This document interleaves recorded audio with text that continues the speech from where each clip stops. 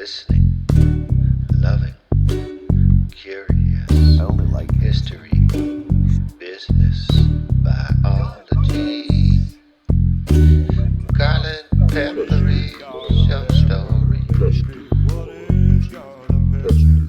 Garland pepper is a spice.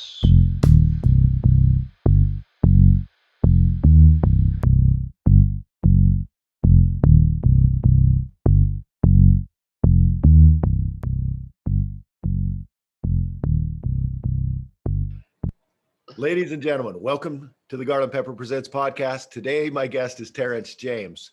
He's a friend of mine. I met him a few years ago at a Dandy's concert in Bend, Oregon, and I noticed that he shares a lot of really cool shit, mainly creative art stuff, outdoor stuff, good friends, good family. And that's, and then his statements and dialogue on things always seems to be insightful. And so those are the kind of people I seek out to put on the Garland Pepper Presents podcast. So if you want to be on the podcast, be like Terrence.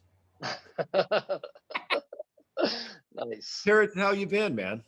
I've been well, man. I've been busy. So yeah, I've been stayed working all through the lockdowns and pandemic and craziness. So yeah, Oh, you're definitely. able to continue working.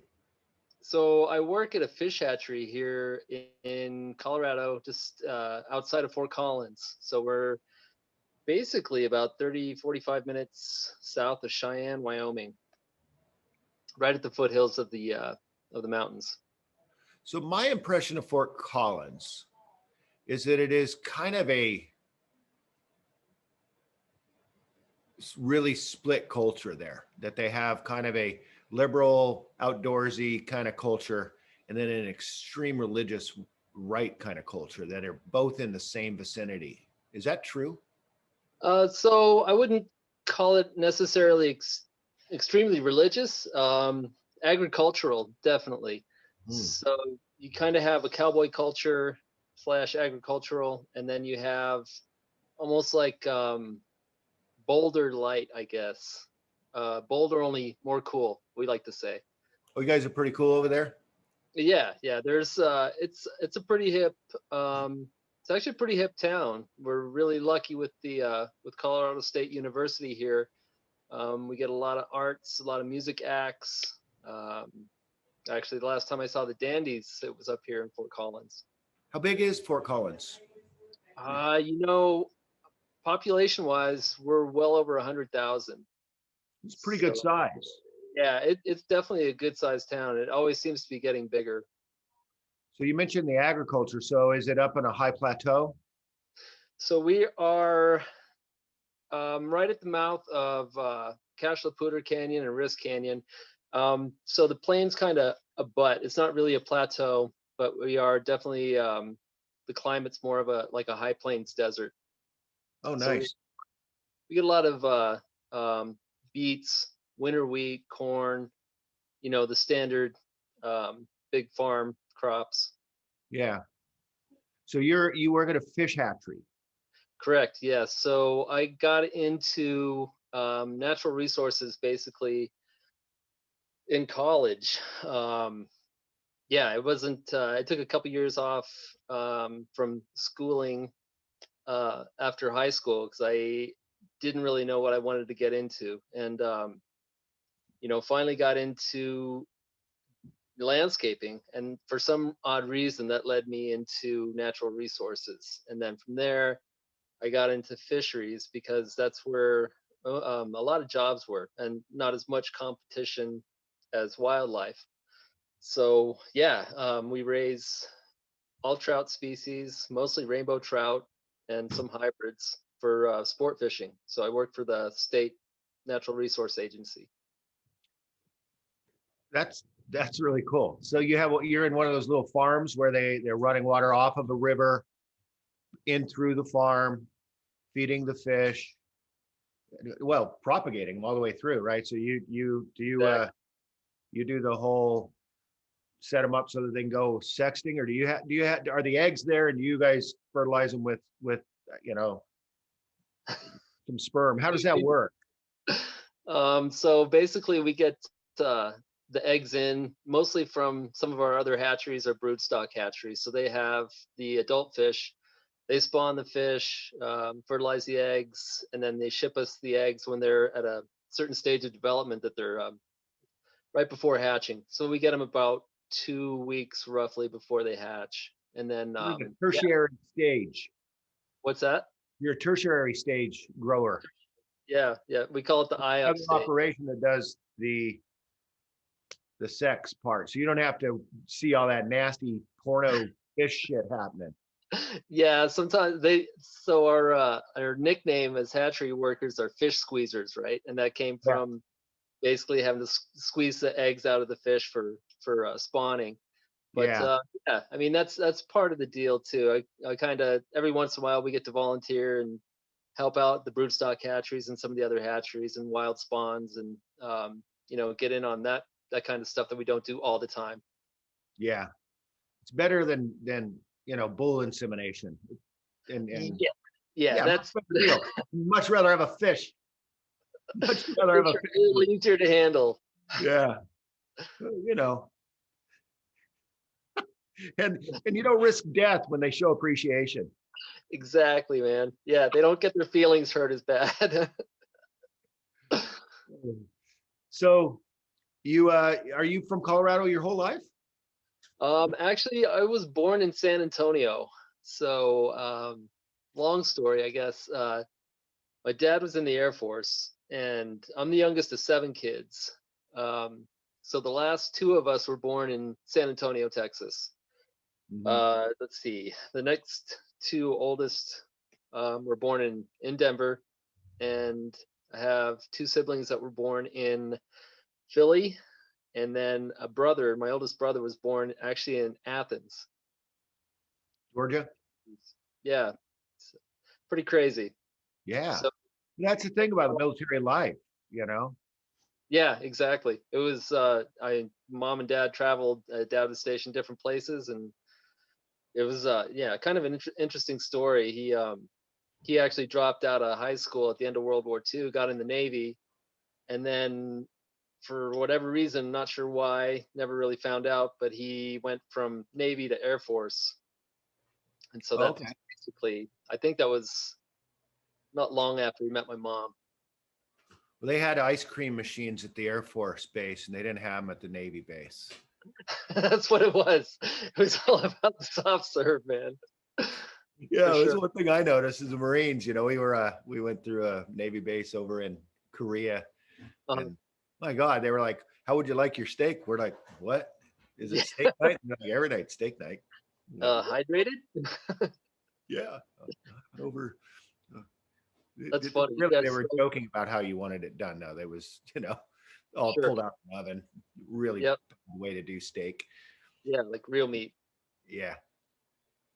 So growing up, so San Antonio, that's where you grew up most of the time?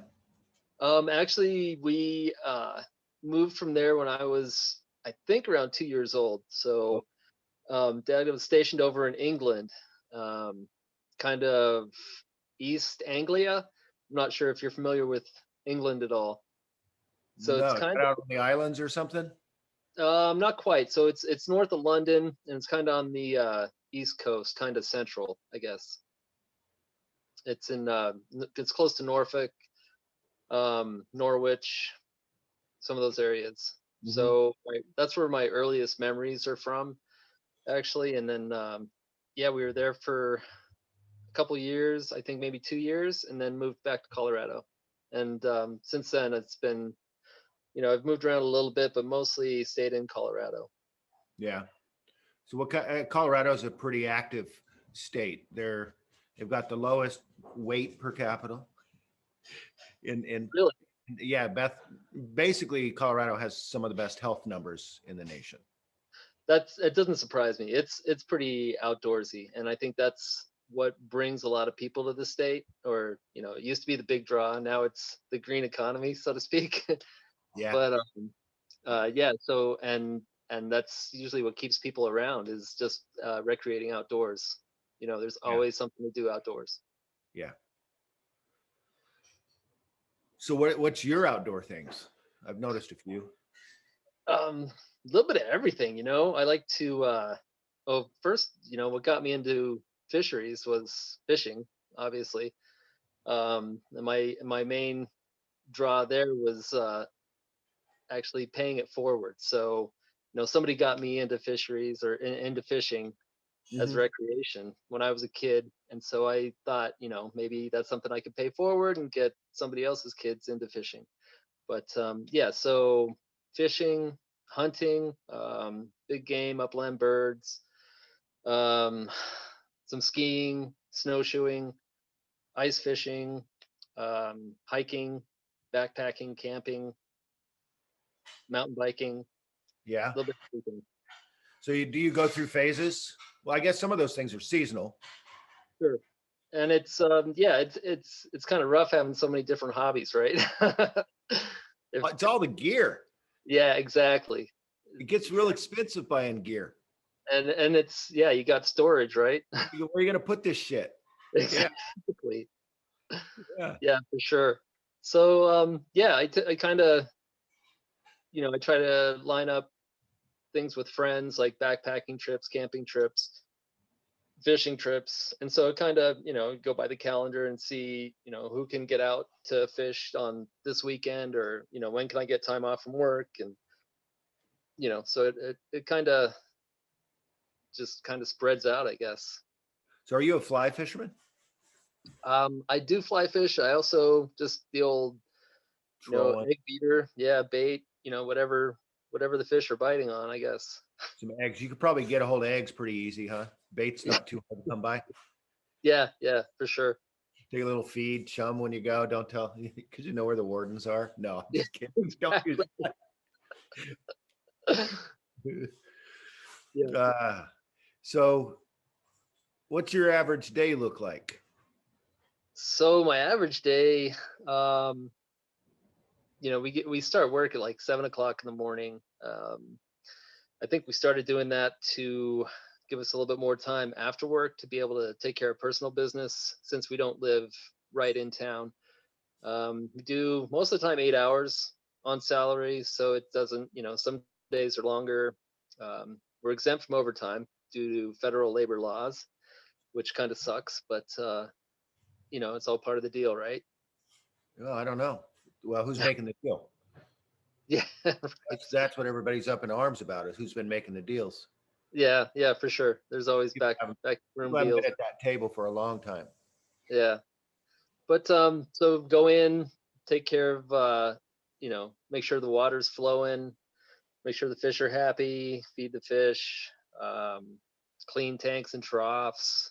Some days, especially spring, summer, fall, we'll load up fish and take them to different ponds, lakes, rivers, for stocking, and take care of that business. And so we're either driving the truck or we're loading the truck. Yeah. Streams and rivers, turbidity levels go way up sometimes during a big run. And Yep. turbidity is when all the particles come into play. Like the whole mountain is basically now in your water, Yeah. and there's a lot of other stuff going on there. Do you have some sort of way of not pulling that water in during high turbidity? We do actually. So the fish hatchery where I work is actually two different fish hatcheries. One's on well water, and that's where we get the eggs in, hatch the eggs, raise the small fish. And then we also have another one that's on surface water, which runs through a lake. So the lake kind of acts as a pre-filter, I guess, or a buffer for a lot of the debris and the silt that comes down during runoff in the spring.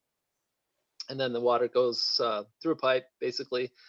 It's not pumped or anything, and just flows through, and then is returned to the river on the downstream side of the fish hatchery. Yeah. So you're getting a higher concentration of fish fecal matter in one spot. How does that does that matter? Is it okay for the stream? It doesn't matter. Is it good? Do the crawdads like it? um, yeah, so we have a setup where all the wastewater is we clean periodically. usually once a week, once every couple weeks at the bigger hatchery, and then that all goes down to a settling pond. And so basically, all the solids, suspended solids, and most of the dissolved solids will settle out before it's returned out to the main stem of the Poudre River. Yeah. I know So, in sewage treatment plants, they introduce a bacteria to eat yep, stuff, make it heavier, and it farts off the gas and makes it drop. I don't, I have no idea. technically, yeah, that's a pretty technical term. Yeah. Yeah. Yeah, it's they do have some bacteria. I'm not sure what strain that helps break down sludge in sewage Yeah. treatment plants. You just have a concentrated mass of life in one spot. You're going to have, Exactly. a lot of extra stuff there. Oh, for sure, for sure. I was looking at that most densest city in the world. It's in China. And it's like, I don't know, 10 acres, and there's just like 10 million people or something like that. It's just crazy. Man. And I was just, my mind went instantly to, where does all that shit go? Because That's it's a lot of shit. coming down those pipes and those buildings, So what's your current big passion these days? What's my big patch in? Your big passion, the big thing you're into. What's making you just kind of click, fire on all cylinders? Wow. I got to say music, man, really. Yeah. So it's music. The thing is this thing that's been keeping me sane the last year and a half, really. Mm-hmm. And it's funny. I've always listened to talk shows for years, even when I was young. wow. Or I'd listen to music, but it would be the radio and I'd get tired of it. Yeah. Because there was nothing kind of anything. And now that I've started doing this, I'm engaging with more music because Sure. I'm engaging with musicians who are saying, hey, check out my stuff. And I'm like, okay, I'll check out your stuff. And I'm learning new things. And it's been really fun. Yeah.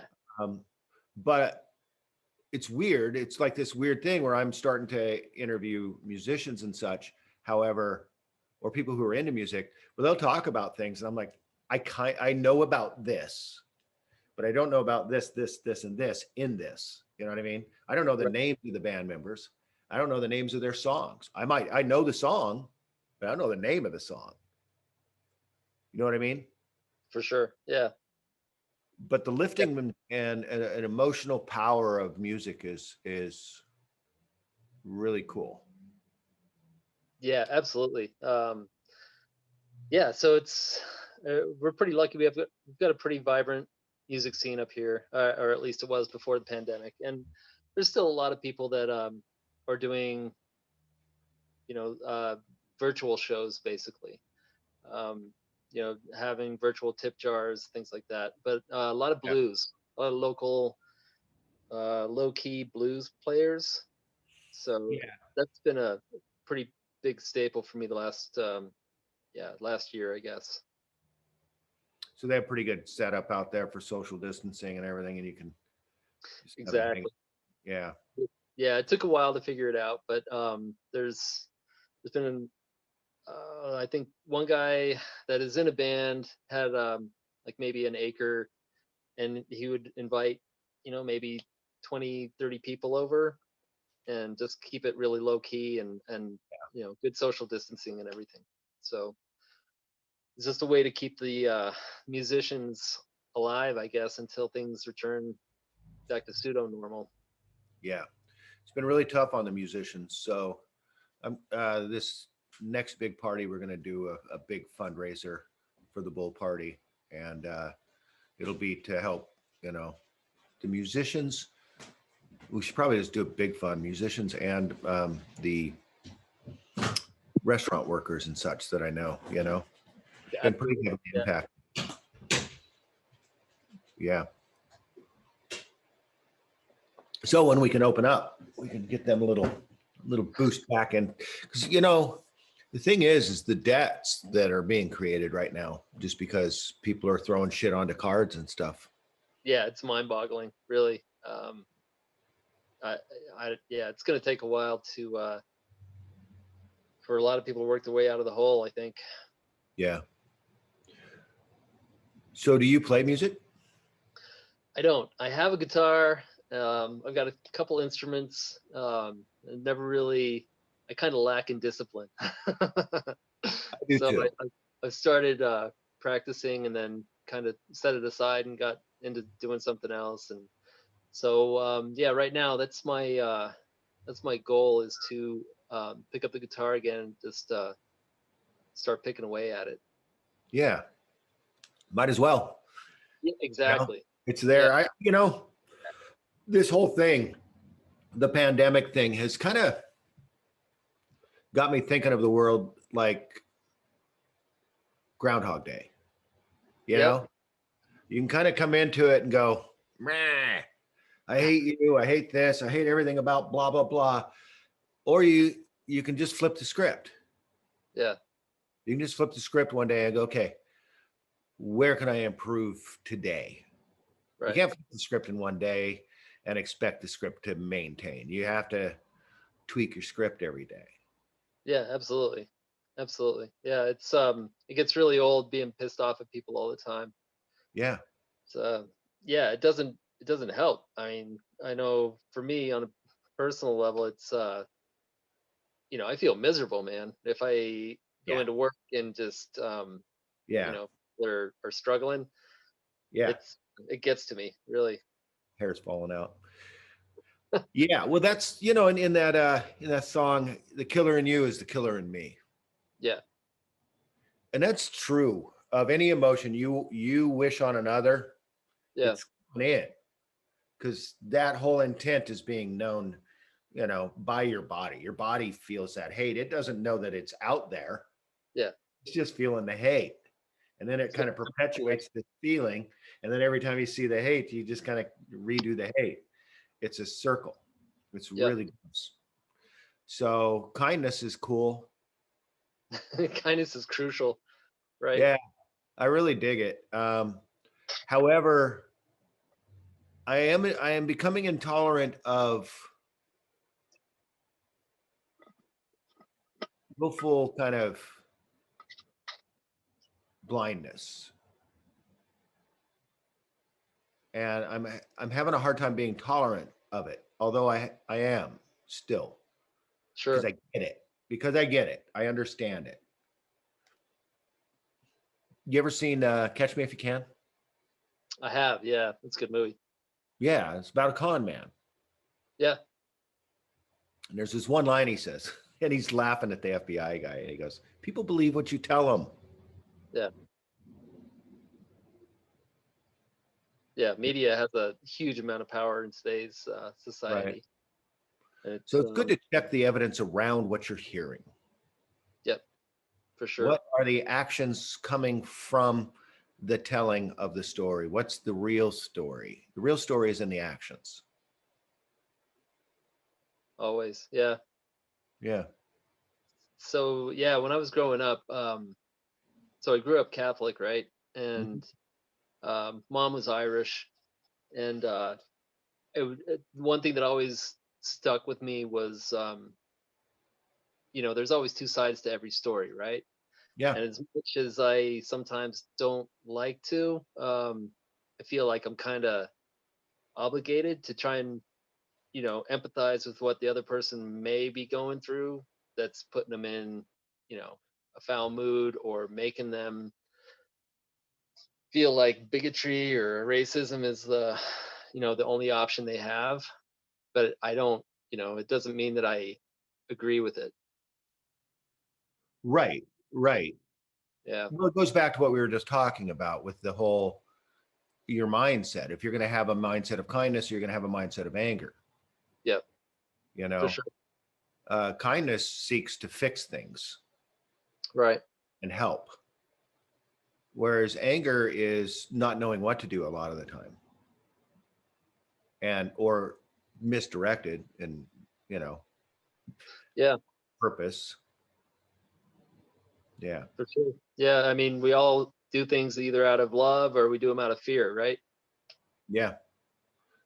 Yeah. And both of those are happening, down in the amygdala, Right. you know, they're Yep. happening the same as it's happening with fish. Yeah. And the base level for sure. Yeah. It's our primal state.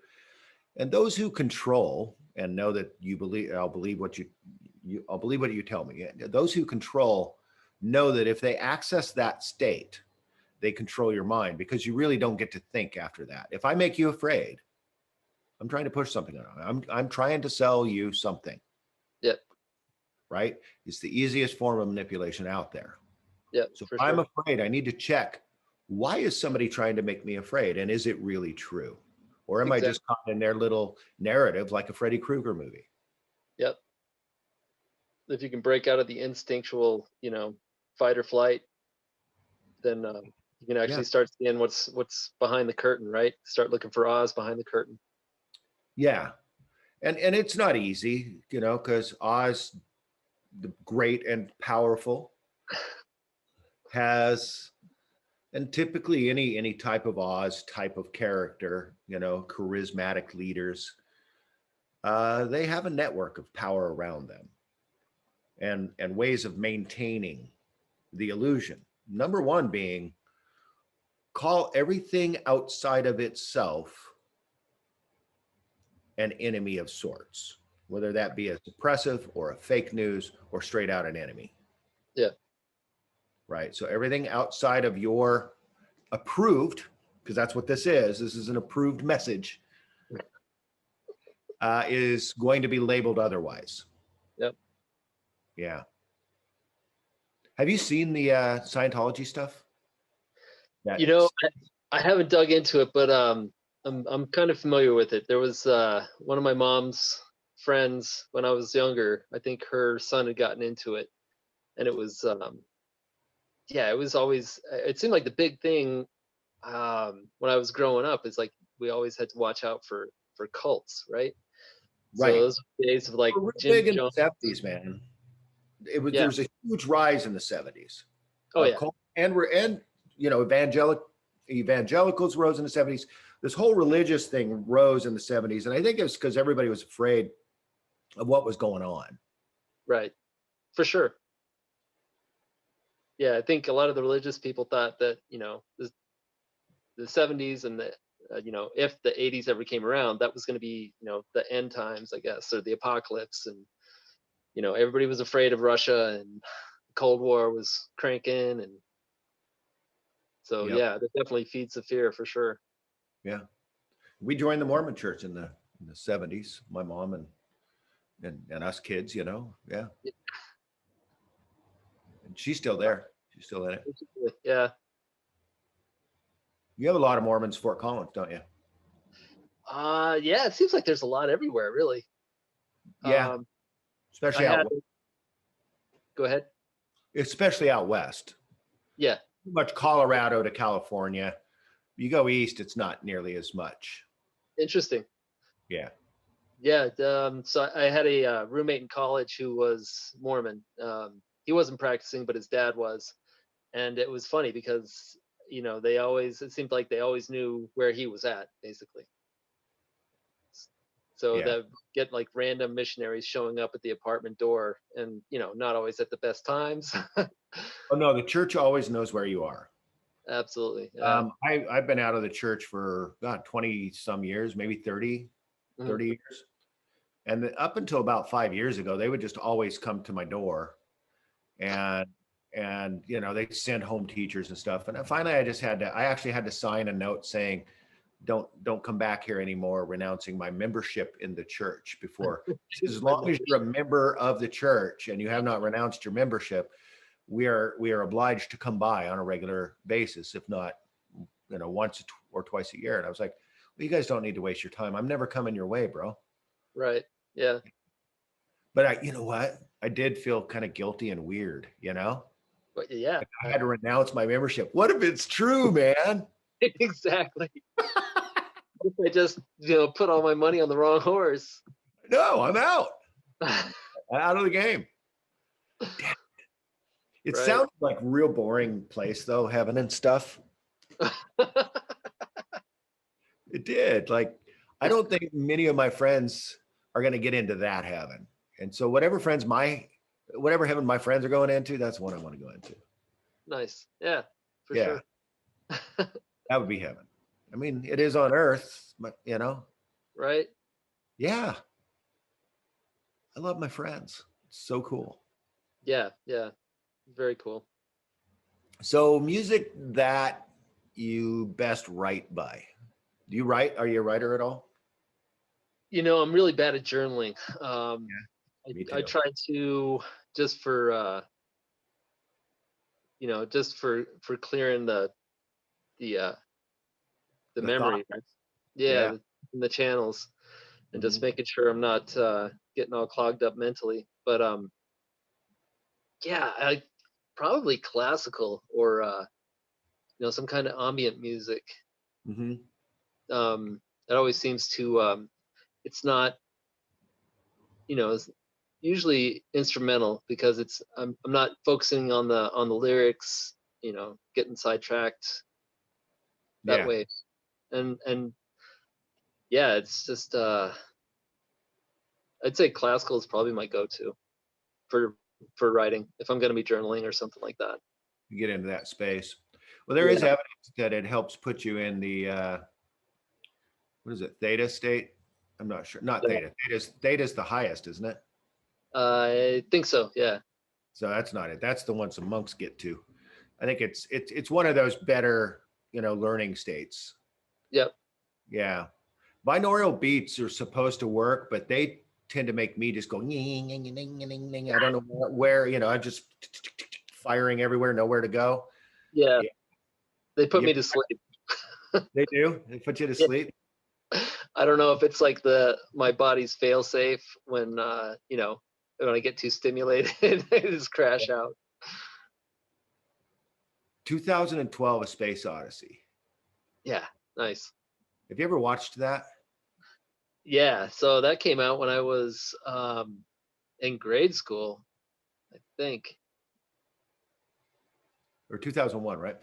So I've watched it several times and have never gotten past, like, I don't know, maybe a quarter, half, somewhere in there, Yeah. because breathing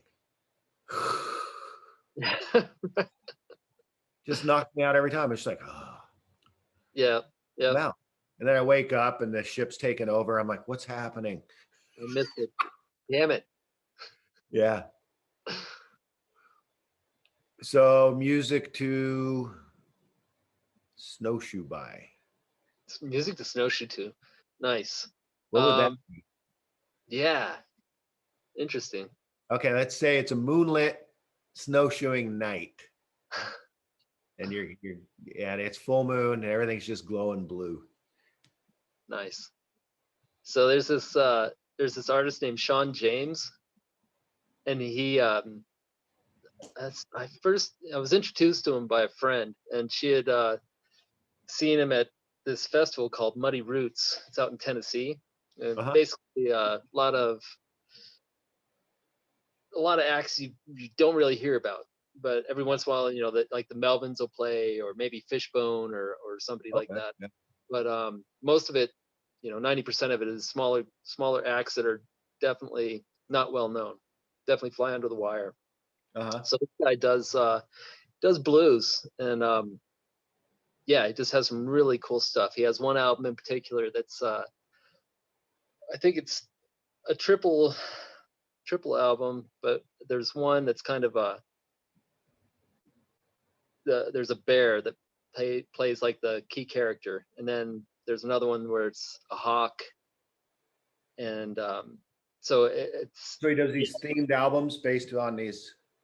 yeah. So this one was all Yeah. themed out, yeah, and it was just really cool stuff, Does he and capture the essence, do you feel like, of the animal while in his music? Is that what's for going on? sure, yeah, yeah, yeah. So part of it's instrumental, but then the other parts have lyrics and you know vocals, and is definitely there's some pretty good intense stuff, some conflict in there and protagonist and antagonist, and but yeah, it's very rural, I guess, almost. So it's bluesy, but it also has banjo and um, you know, fiddle and harmonica, Well, mouth bluegrass. harp. Yeah, yeah, kind of bluegrassy. Yeah, Exactly. that's fun. There's a lot of that happening now. Yeah, A huge. lot of really, really good stuff out there, and I've been getting into it. That's the other thing. As of late, I've just been getting into all kinds of different kinds of music. Yep, me too. Interesting. The light hitting that green changes it to the green screen color at Oh, some on my water bottle. angle. It turns and you can see like the whole poster through it. It's pretty cool. Nice. Your dog actually, there was some light on the dog that would do that too. It was like, oh, Oh, transparent dog, invisible dog. right? Yeah, for Yeah, sure. Technology. it's crazy. This It is is. actually pretty amazing being able to talk to people from around the Yeah, world. Really, yeah. it's very So cool. you have kids? Yeah, my wife and I have one boy. He's 17, so he was born in 2003. Well, Yeah, I can't imagine being born into America where it's always been at war. yeah, right. It's Yeah. nuts. And I think we waited a long time to have uh, kids or a kid, um, because after 9/11, it's everything was up. What kind of world are we bringing a new, human being into? Hmm. It's I guess there was a lot of anxiety, a lot of soul searching, and in the end, it just kind of happened, right? Yeah. Yeah. My youngest daughter's the same. I mean, and my Yep, oldest, she's 29, so it's been a good portion of her life. yep, Yeah, I can't believe it's been that long ago, and we're still suffering from the wounds of that. yeah, yeah, for sure. And it's kind of what we were talking about earlier with that narrative that keeps getting replayed. The hatred narrative. Yeah, Hatred, yeah. Fear is not going to get us there. Communication is going to get us there if we can all kind of get on the same page, but we're not going to get on the same page unless there's a strong and beautiful vision, something that people are drawn to. for sure. Yeah, Uh, and that has to be built together with both divergent sides coming together and finally agreeing on a better America, exactly. It is a uh, better world, a really. better world. Yeah, and that's the thing is, we realize now we're really small. Borders are easily infiltrated by the smallest of armies, Yeah, minuscule armies that yep, can just jump on a person unbeknownst to the person and go to another country and wreak havoc upon their nation. exactly, Dan. Yeah. Exactly. We've got a much bigger enemy. We have much bigger enemies than we tend to focus on in each other. We are devastated by famine and hurricanes and earthquakes and a whole lot of things that are natural. Yep. We can't do anything about them. I mean, I don't go out and shoot the hurricane after he took over my house. Yeah, Damn, exactly. damn you, hurricane. Well, there are those that shoot in hurricanes, I guess. I've heard about this. Yeah, I'm not surprised, really. They just kind of go snap some. That piece of lead's going to go somewhere. Exactly. What goes up must come down, right? Mhm. I guess that happens a lot in those countries where they shoot up at the weddings. Like every now and then, somebody's just like, "Hey, how you doing?" Just done. It's crazy. Yeah, I saw something on God, what was it? It was a blurb on like a Google homepage, but somebody's skylight on their car or the moonroof ended up getting popped, and there was a bullet sitting inside the crack. Mm-hmm. It's crazy. It is It's, crazy. yeah. So you grew up around guns and hunting. Actually, I didn't grow up around him, which was funny because Dad was in the military, right? I guess he used to hunt, and he actually did some competition shooting before I came along. So being the youngest, I think he was already either he was burned out or things had changed so much that, it wasn't the same as it was when he had fun doing it, maybe. But yeah, so I kind of picked it up from some coworkers when I was doing landscaping. I would hang out with them, and we'd go out, we'd camp, and then they taught me how to fish, and then started hunting upland game birds, so pheasants and quail and waterfowl. And then from there, I kind of got into hunting big game, so deer and elk. Yeah. Basically when I got into college, so I was in my mid to late 20s before I started getting into big game hunting. So I kind of self-taught, I guess. Yeah. What drew you to it? Basically being outdoors.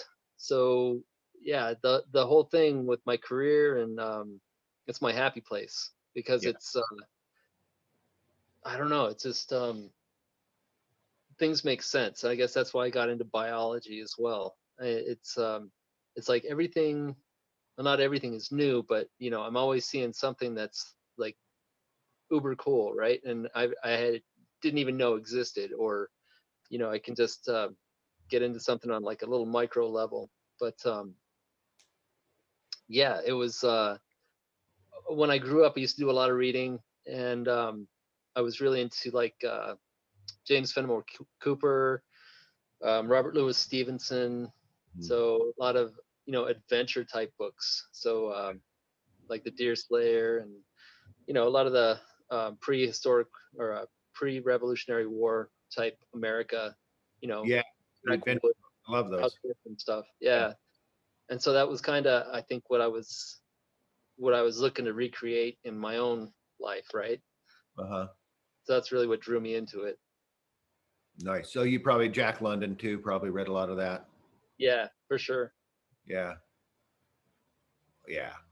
And Isn't it's that funny? Reading kind of opens us up to like, oh, there's other worlds out there. You could live like this person. oh, exactly, yeah. Yeah. And it's you start thinking about like self-sufficiency, and being able to provide for yourself if there wasn't any grocery stores. Right. So you have a freezer pretty well stocked now? Actually, last year was pretty thin. I didn't get anything, but um, yeah, I had a good time. Went out a couple times archery hunting for elk, and it was a rough fall, rough summer, with all You the guys had fires some that we. fires that Yeah, displaced a lot of animals, probably killed a bunch.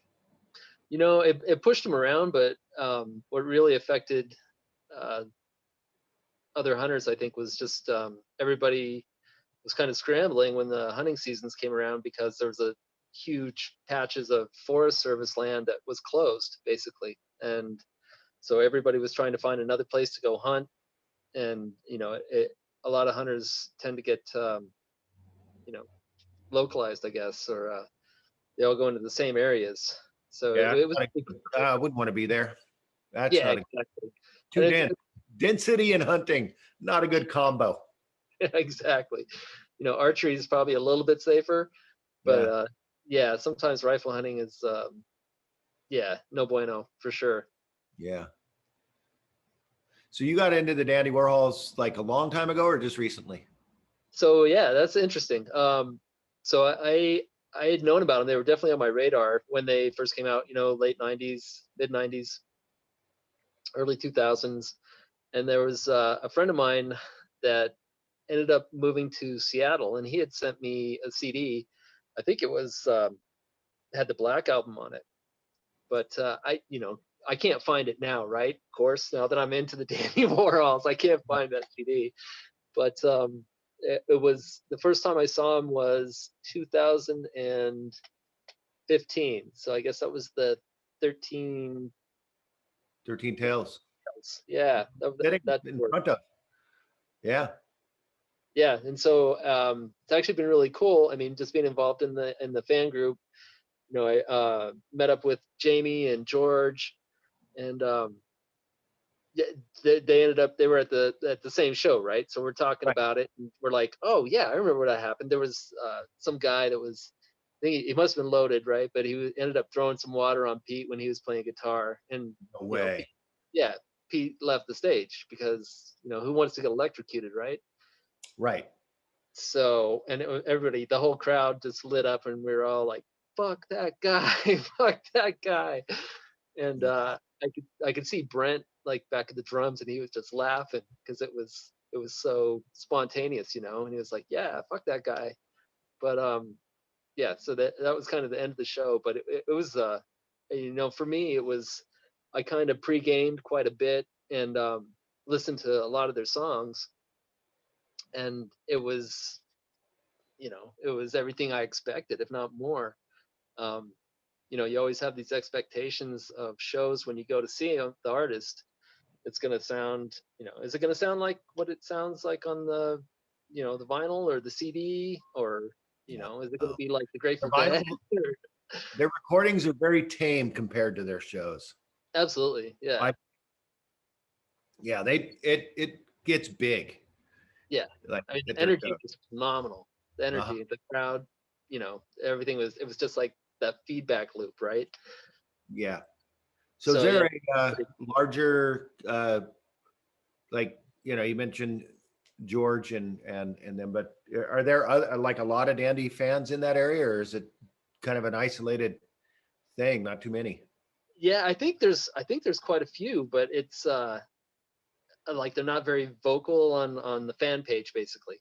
Yeah. So the second show, I dragged my wife along, and that was the Distortland tour, and we ended up getting the meet and greet pass, and so there we met Jamie and George, and Johnny Mall, who lives up in Vale, I believe, or Edwards, so up in the mountains, Mhm. and yeah, so there was a couple people there that we met, Nice. and it was, yeah. The others, I think they kind of sit in the background and kind of check out what's going on, or they don't really, I don't want to say contribute, but they don't join in conversations and things like that, or posts, or Yeah.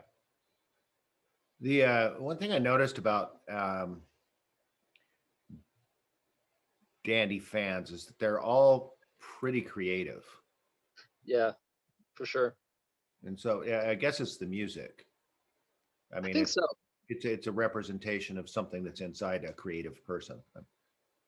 I'm not sure Yeah, what it is. it's for me it's really inspiring, because I mean, they're still kicking out really good music, 20 years later, 30 years later.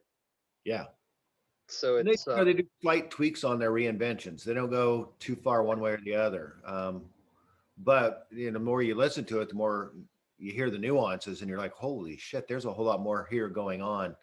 It's a weird band in that there's a whole lot going on typically, but it sounds on the outside like it's just there. yep, A lot of their songs can just be there. Like you can have them in a room, and people aren't really noticing them, but it makes the room feel really good. yeah, and kind of Turn it help. up, and it's a whole nother thing. Yeah, right. For sure. Yeah. Yeah, definitely put people in the vibe, I think. What song like kicks you up? Like, do you do regular exercise, and are they on your list? I don't do super regular exercises. I kind of go in phases. Like sometimes like for a while there before COVID, I was doing yoga pretty regularly. Um, when I first saw the Dandies live, so around 2015, I had been doing like some cross training basically, and like some kickboxing, and some high energy cardio, I guess, high intensity interval training, right? So um yeah, music wise, man, just some of their stuff that really I like their like Muhammad's like Yeah. one of my favorite songs, I think. It's an amazing song. The more I listen to it, the more I just kind of really fall in love with it more and more. And Yeah, that's kind of true of a lot of their music. So, and that's exactly. different of a lot of other music in my life. A lot of other music I've listened to, and the more I listen to it, the more I'm like, yeah, okay, I'm done with that. I don't know Yeah, what, some special there, formula. there's not many of their songs I don't like. That's for sure. Yeah, there's a few. For some reason, I don't know, Heroin. Yeah, That one, I don't know. It just maybe it's the video that turned me off on it. It's just too poppy gotcha. for me. And I heard it a lot. It was one of those songs that kind of kept going and going and going. I was like, and that'll kill something for me sometimes. Oh yeah, yeah, yeah. Yeah, What's the old saying? Familiarity breeds contempt, right? yeah. But anytime Bohemian comes on, I feel bum, up. Oh yeah, Yeah, that one used to be friends. That's huge. used to be friends. Yeah. I mean, there's a lot of fun stuff, and you can dance to it or you can sing to it. Not many you can do that with. Right. Yeah. So your son, what's he into? So mostly computer gaming, right? Yeah. I mean, it's kind of goes in different phases, I guess. He was in Minecraft for a while, and now he's into, oh man, like strategy games. So Oh, good. That's yeah, but as far yeah. as like the intellectual pursuits, he's gotten into robotics. He plays the tuba, Hmm. so he's been playing the tuba since he was in middle school. Um, he's in the wind ensemble at his high school, and yeah, engineering, math. You know, not to I'm biased, of course, but yeah, he's pretty smart. Nice. He's definitely he's got a brain for math and science. So he Good. just as long as he's challenged, he's engaged really. Yeah, there's a lot to that, being challenged to be engaged. Like, if you're not challenging yourself, life gets pretty dreary. Sometimes the seeking of comfort is the worst thing. For sure.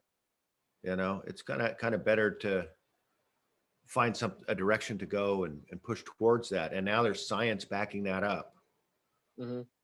that it puts you into a flow state, puts you into a better way of thinking, and you can do a whole lot more when you're in a good creative state than you can if you're just drudging along. Yeah, absolutely, absolutely. Yeah. Yeah. So for me, when I was growing up, it was science fiction, fantasy, Lord of the Rings, Ray Bradbury, Yeah. art. Art was my big thing. And then yeah, after high school, I kind of set that aside. I don't know why. I can't remember. Probably just to make money, right? Well, But yeah, we do that. Yeah, we do set aside ourselves. It's still in there. I can see it in you and what you share. At least you share some pretty good creative stuff. Who's this guy that does the ice sculptures? Do you know that guy? I don't. So anyway, the guy that I shared that from, he is my old high school art teacher. So I just ran into him again coincidentally through Facebook, and he was really inspirational for me. Really, almost like a mentor, right? Yeah. So yeah, I felt like I owed him a pretty big debt of gratitude because I felt like he His name? was one of the few teachers in high school that really saw some potential in me and tried to nurture that through art. So Let's get a shout out to him. What's his name? yeah, Michael Delahunt, Yeah. affectionately known as Mr. D. Mr. D. So people who teach our children, you know, Yeah, that's a pretty amazing thing when they can have an impact on a kid. And typically the ones that have an impact on one kid have probably an impact on a lot of other kids. But sometimes it's just a connection. Sometimes it's the worst teacher has no impact on hardly any kids, but that one kid it connects with, and they're like, oh yeah, I'm learning from this guy. This guy is my mentor. yep, Everyone else hates him, but yeah, it's the guy that helped had the right formula for that kid. exactly. And he But if was he's not connected with one kid, he needs a new job. yeah, right, seriously. But You do. yeah, he's kind of a Renaissance guy. He was into I mean, he did a little bit of everything. He was, he taught us how to do stained glass. Of course, sketching and pottery was huge. Sculpture.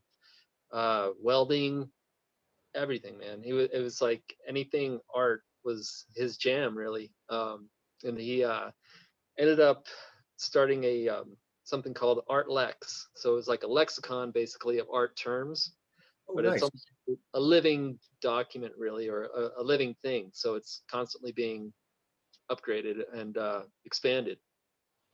Yeah, that'd be cool.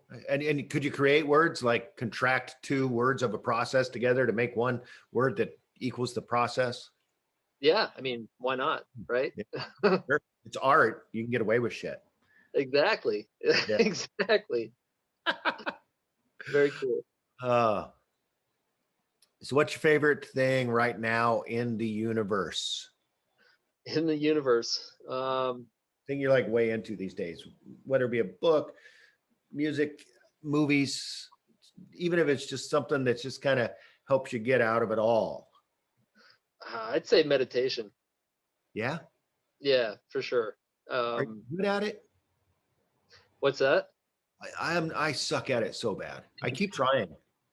And my mind's going, hey, you're meditating. Yep, that's right. You're meditating. Are you still meditating? Yep, I'm still meditating. Well, I was trying to meditate, but you're right here telling me I should probably meditate. And okay, so I'm going to shut up and you can meditate. Okay. Awesome. Did you Yeah, meditate? that's why they call it a practice, right?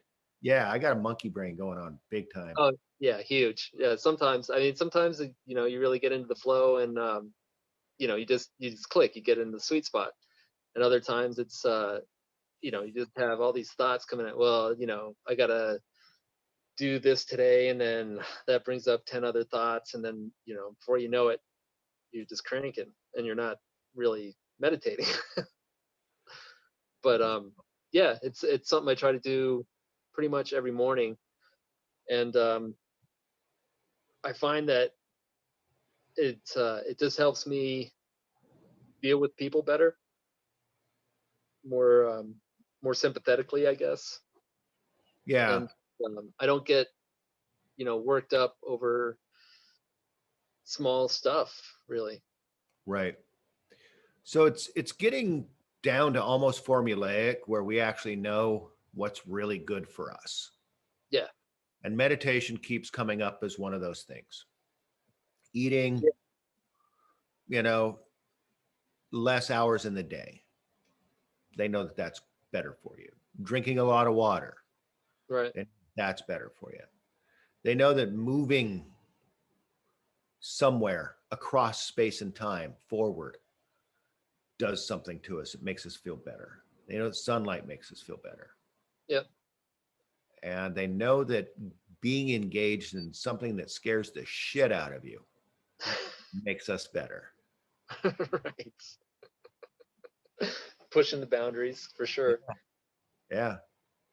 So you've done probably some sketchy hikes in your Yeah, day. actually, some crazy stuff. There was so I used to be in homebrewing, basically. I used to homebrew. I had some friends that are in the brewing industry, and I was in this um, homebrew club, and we went up to this mountain here in Colorado called Mount Bierstadt. So, why not Mount Bierstadt, right? Go up there and brew a batch of beer.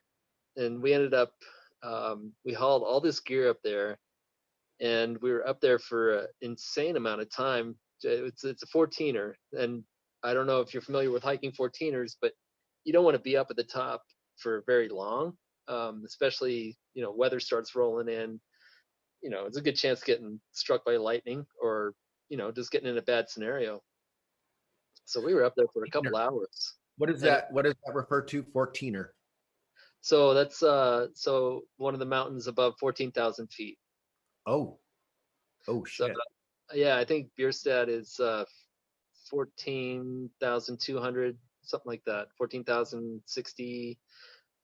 But it was the trailhead wasn't too far. I think the trailhead started at like 10,500 feet or something. So it wasn't a crazy hike, but yeah, just being at altitude for that long is asking for trouble.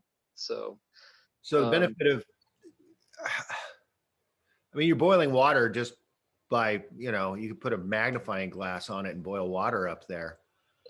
Um, so how do you get hops? How do you get did you actually did mash up there? You mashed it We up did, there? we did, we did an all grain, and so this all started out because there's guys in California that went up to Mount Shasta, and they brewed a batch of beer, but they did an extract Oh, recipe. So everything was already mashed and everything. They just poured in the malt extract and you know carried it down, pitched the yeast. They were yeah. good to go. So we decided to one up them, and and we hauled up the grains. We hauled up a boiling pot, a lauter tun, you Yeah. know, all the gear. And it was, I think Right. there was 6 of us, but it was yeah, it was kind of nuts. So once again, let's get back to it. So what temperature does water boil at? Were you at 13, 12 at that point? No, we were at the top, so we were over 14. I think it was at like oh, being a scientist, I should know when water boils. It's over 200 degrees, right? But it was it actually um we had two Here's or one. three yeah, we had like 2 or 3 jet boils going underneath the pot to get the water to boil. Boiled And it, quick, didn't it? um, yeah, actually, and it was surprising because we thought it was going to take longer to boil. Everything was going to be protracted, and everything worked out really well. And the beer actually Turned out really worked. well. Yeah, it, it, Yeah. it turned out drinkable, which is more than any of us expected, really. Even after all that work, we're like, we're drinking this no matter if it's shit. Exactly. Oh Yeah, yeah. it's got Yeah. blood, sweat, and tears in it. I first learned that you could boil water pretty quickly in scout camp in mountains outside of Provo there. I forget what those are called. Um, and we had this contest where you had to boil water in a canteen cup, Uh-huh. a metal canteen cup. Yeah. And um, we just put grass and some sticks under there and like lit it, and like instantly almost it boiled. We're like, what? And you could put your finger in it. That's crazy. Yeah, it's not hot because it boils so quickly. Right. Yeah. So altitude has a big, and my mom trying to bake bread there, Yeah, first time and trying to bake bread, and it just didn't work. You have to adjust everything for the time and everything changes. exactly. Yeah, baking is basically like a lab experiment, right? Everything's got to be just everything's got to Yeah. click. Hmm. Yeah. I think they go lower and slower. I'm not sure how they do it up at your altitude, way up in the uplands. Up in the uplands. Yeah, Colorado should have like its own style of dress, like a kilt or something. Yeah, Mountain people. I guess it is. It's puffy jackets, isn't it? yeah, puffy jackets and I mean, God knows we got our own state car, right? The The olive Subaru. brown Subaru Forester. It's like a Oh state, yeah. No. or I you, get it though. I mean, it is the car that will, if you live around snow, that's the car you want. oh yeah, yeah, It's they're great got cars. space for all your gear, because if you live around snow, you have more gear. Yep. That's all-wheel drive. I watched it walk past trucks with four-wheel drive all day long, every time. It's hilarious. Yeah, as long as your tires are good, man, you're golden. Yeah. You don't even need studs, just good all-weather tires, maybe sight. Yeah. Yep. Yep.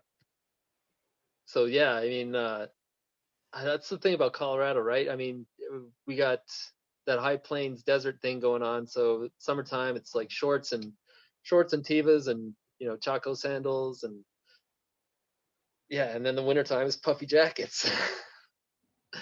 Right. North Face hats, Yep. Everybody looks the same. Looks like a Christmas village. right? So, have you ever gone on a moonlight snowshoeing or cross country skiing? No, not snowshoeing, but we did. My wife and I went on a hike. So we have a state park just to the south of us here, like maybe a mile away, a couple miles. But we went on a moonlight hike there, and it was phenomenal, man. We get a little bit of the red rock kind of thing going on here, not too much, but not as much as say down by the Four Corners area. But when you get a full moon in the summer or springtime, Hmm. and it lights up that red rock. It's just it's crazy. It's almost like you're on Mars or something. Oh yeah, that would be cool. Yeah. We used to go out in a Joshua Tree at night when I Oh was wow. stationed out in 29 Palms, and yeah, Oh that was shit. awesome. Yeah, that was. We'd go out there. I would basically spend my weekends out there, Yeah. and Joshua Trees, like red rocks, just these big boulders everywhere. When I first went there, it was like, holy crap, this is where they got the idea for the Flintstones. Right. It's just these big sandstone boulders, just looked like God just dropped a big basket of boulders one day right Yep. here at Joshua Tree. And the trees are surreal. The whole thing is just over the top. We just go out there and pack a big lunch and some beers or some sodas and run all day long, just across rocks, up and down rocks, climb. Yeah. That's And then wild. started getting crazier. Started doing free climb on stuff we shouldn't have been free climbing on with Sure. Yeah. zero gear, Yep. just going straight up stuff that, yeah, you fall, you're going to get really hurt or possibly die. Yeah. Yeah. Yeah. Right. That's the fun part, right? That's what we were talking about. Yeah. If it can kill you, it's going to be really fun to do. Or at least memorable. Unless you die, then it's not memorable at all. I mean, everybody else remembers it, but you, for some reason, have no memory. Exactly. Yeah. That's funny. Yeah, we were supposed to go out to Joshua Tree last spring. Yeah. So Oh, it's show. postponed, but yeah, hopefully we'll get out there sometime soon. What do they call it? The Desert Stars show or something like that? Desert Days, I think. Desert Days, DAZE. Yep, yep. So we were. My wife was gonna do a. She makes jewelry, and she was going to a crafters conference. I think it was Ventura County, Yeah. and we were gonna all go out there because it was right around the same time as our son's spring break. So we were gonna go out there, kind of hang out, do Joshua Tree and Palm Springs, and check that area out. And then she was gonna hang out and do her conference while we came back home. But yeah, it's really interesting. There's a place out there that's it's a dome that this engineer from Jet Propulsion Labs built. So back in like it must have been the 50s or the 60s, but it's called the Integratron, and it's supposed to be like almost a sonically perfect space. Oh, So really? yeah, that was on my list of going and checking it out. Basically, they get the quartz bowls, right, the singing bowls, Yeah. and they start chiming those in while you're sitting inside this dome, and it's supposed to be life changing. Oh, sounds cool. I was just thinking Yeah. about that yesterday, actually. I've always been in search of that perfect sound. Right? Yeah. Like it's the Moody Blues wrote an album based upon that concept of just in search of the lost chord. What is that? Um, I was reading on MDMA, and there's a tone, like a frequency that is Uh-huh. set in the prefrontal cortex Huh. that kind of pings. Basically, and it kind of, they said it kind of rings for a couple days, and that it kind of helps everything have a place to reset. Sure. And I was thinking back to when I was learning radio technology. When I was a radio technician in the Marines, Mhm. and one of the things on AM radio is you have a basic crystal, Mhm. right? And you would ping that crystal with electricity, right? Bing, and it would ring. And then you would put a coil next to that crystal, and you could adjust the frequency outside of that one frequency. That's your carrier frequency. Right. And then all the rest are frequencies upon which that rides. And so you just increase the amplitude. And that was AM radio. Sure. And Amplitude so model. thinking about the brain in a similar context, if you have a place to kind of ring off of. And Yeah, that's what these different states are kind of like that. for sure. You're coming off of a certain perspective point. So like if you're in a deep meditative state, you are at a frequency, right? Yeah. Yep. Yeah, It'd it's be nice if you just get there. For sure. So yeah, that's I know a lot of the shamanistic traditions. They're using the drum beats to kind of trigger their spirit journeys, right? And that kind Right. of goes to that theta wave type stuff that you were talking about. It kind of changes the way your brain works, Yeah. basically. Yeah. Yeah. We're just it's a really interesting vessel, this human form, and the mind and the body connection, and we're finding out that there's a whole lot more to this that actually is generated through this, and they're starting to really consider the gut in terms of how we think. uh, I'm really excited that we have so many smart people in the medical sciences, and that I think people are going to get healthier over time if we can start enacting policies and procedures that foster good health. Like, we know that these things are better for us, so why don't we make more of those? Yeah, for sure. You know, Yeah. we know that these activities are better for us, so why don't we set up structure our society in a way that we can do more of that, right? Yeah. um, we're pretty primitive. I've noticed Yeah. as a And species. yeah, Western medicine is, it's I also do a little bit of acupuncture, for some chronic pain issues, and it's it blows me away that just sticking needles in certain parts of your body and hitting those nodes or whatever, energy centers, and it makes your body get back into line. Yeah. And in Western medicine, we just throw pharmaceuticals at it, right? Right. Right.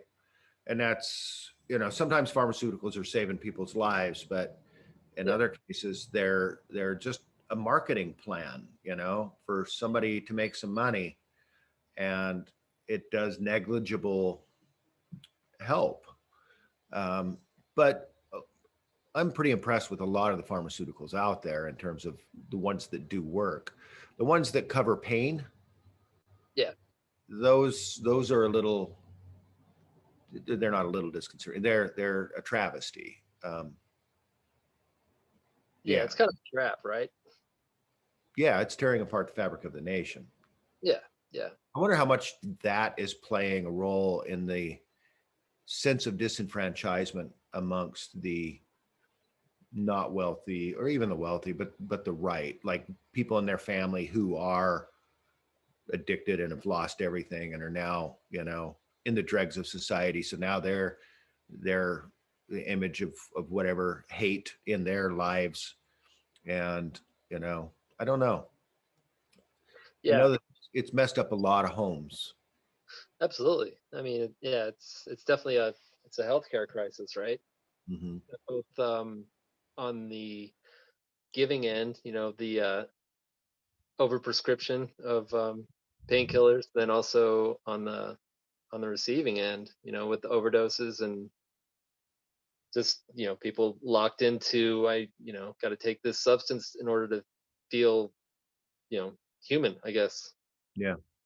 It's yeah, it's crazy how I don't know, in my mind, and growing up in the 70s, um social, just racism and social mores, I guess, or social normalcy. People demonized like different races, like whether it was black, Hispanic, um, Asian, and they would say that, oh well, that's they're not, don't go into that part of town. It's the ghetto, and now it's I think some groups of white people are experiencing the same thing. Whether it's not necessarily the Ozarks, it could be inner city, but it's there's no um, one race, I guess, that has a corner on the market of misery, really. You know? No, that's the truth. And I think that's part of what's going on is people are like, what do you, we ain't got it good. Yeah, So why are you worrying about the black people? We matter too. exactly. Yeah, and they're right. Andrew Yang really does talk about how the there's a whole lot of Americans who are just not seen, and their issues are not being addressed. And free trade agreements sent all their jobs to China years ago, Yeah, yeah, and at the same time sent their community, yep, shut down communities. yep. It's like the American dream turned out to be a nightmare, right? Well, it's a dream for some, isn't it? Yeah, exactly. Hmm. Yeah, And it could be a dream for you. And that's not totally a lie. It can be yeah, for almost anybody, but not anybody, because some yeah. people are not wired for the dream. They're not even wired for the system. That's true.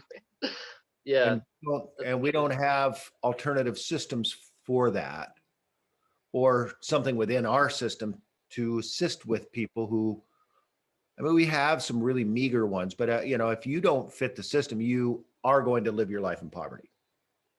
yeah, yeah. It's definitely. I mean, it's almost like the system's geared towards, you know, being a worker bee and making things, being productive, and making the economy chug along. I guess being a consumer. Yeah. Yeah. And we're finding that consumption actually needs to be curtailed, Yeah, but it goes in, that goes in the face of the goals of the system. yeah, So we don't. right. The system is definitely broken. Yeah, but and the thing is, I haven't heard a good solution yet. Like, I've read some really good articles on. Actually, there is one that I really have liked, and it was an article written by MIT group of scientists, of business guys, and it was called the Seven Acupuncture Points of Capitalism. Yeah. And basically what it talks about is, first off, we already have socialism, if you want to call it that, at some level. Yeah, And we have capitalism at a high level. And that there are places where they already merge, they get government contracts. And what this article basically says is there is a sweet spot wherein we can address all the needs by merging these two entities into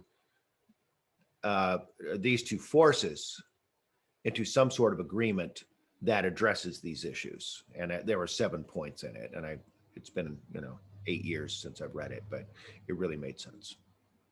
nice. Yeah, it's yeah. There's very few things I think in life that work, on a level where it's just one thing works really well. It's Right. everything kind of needs to be merged, and a little bit of this, a little bit of that, kind of the cafeteria style of society, I guess.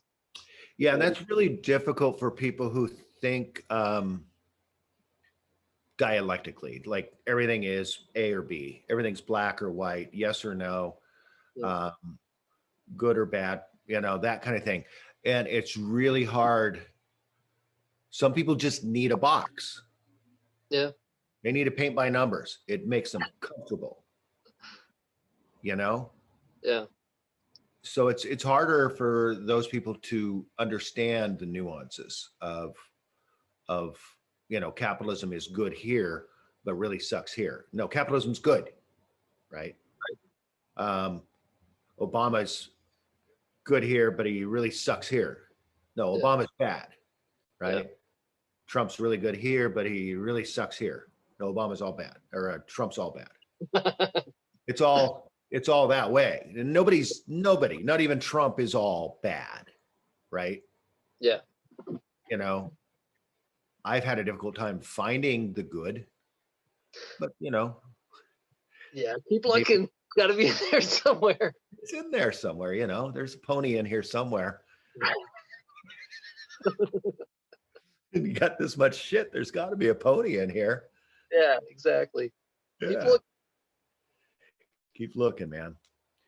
So, any parting wisdom that you would give to yourself when you were 19? um, yeah, just don't give up on your freaking dreams, for sure. Yeah.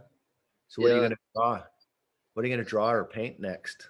You know, it sounds kind of cliche, but there's a black and white picture that somebody took. I don't know if it was Mike Morgan, but there was a series of black and white pictures of the dandies at a live show. And there's this one of Zia, and it's really freaking cool. She's kind of looking off to the side, and it's Oh, I think I know which one you're talking about. yeah, she's I don't Uh, know, she's looking over at Courtney or something, or Pete, Her eyes but are just open and big, yeah, and yeah, I know which one yeah, you're talking about. Yeah. she looks really almost dreamy, right? Or like in a dream state. Uh huh. So yeah, I've been uh, working on setting that up to where I can do it with pencil. Yeah. So I think that's something I'm going to start working on. Be a You fun know, meeting.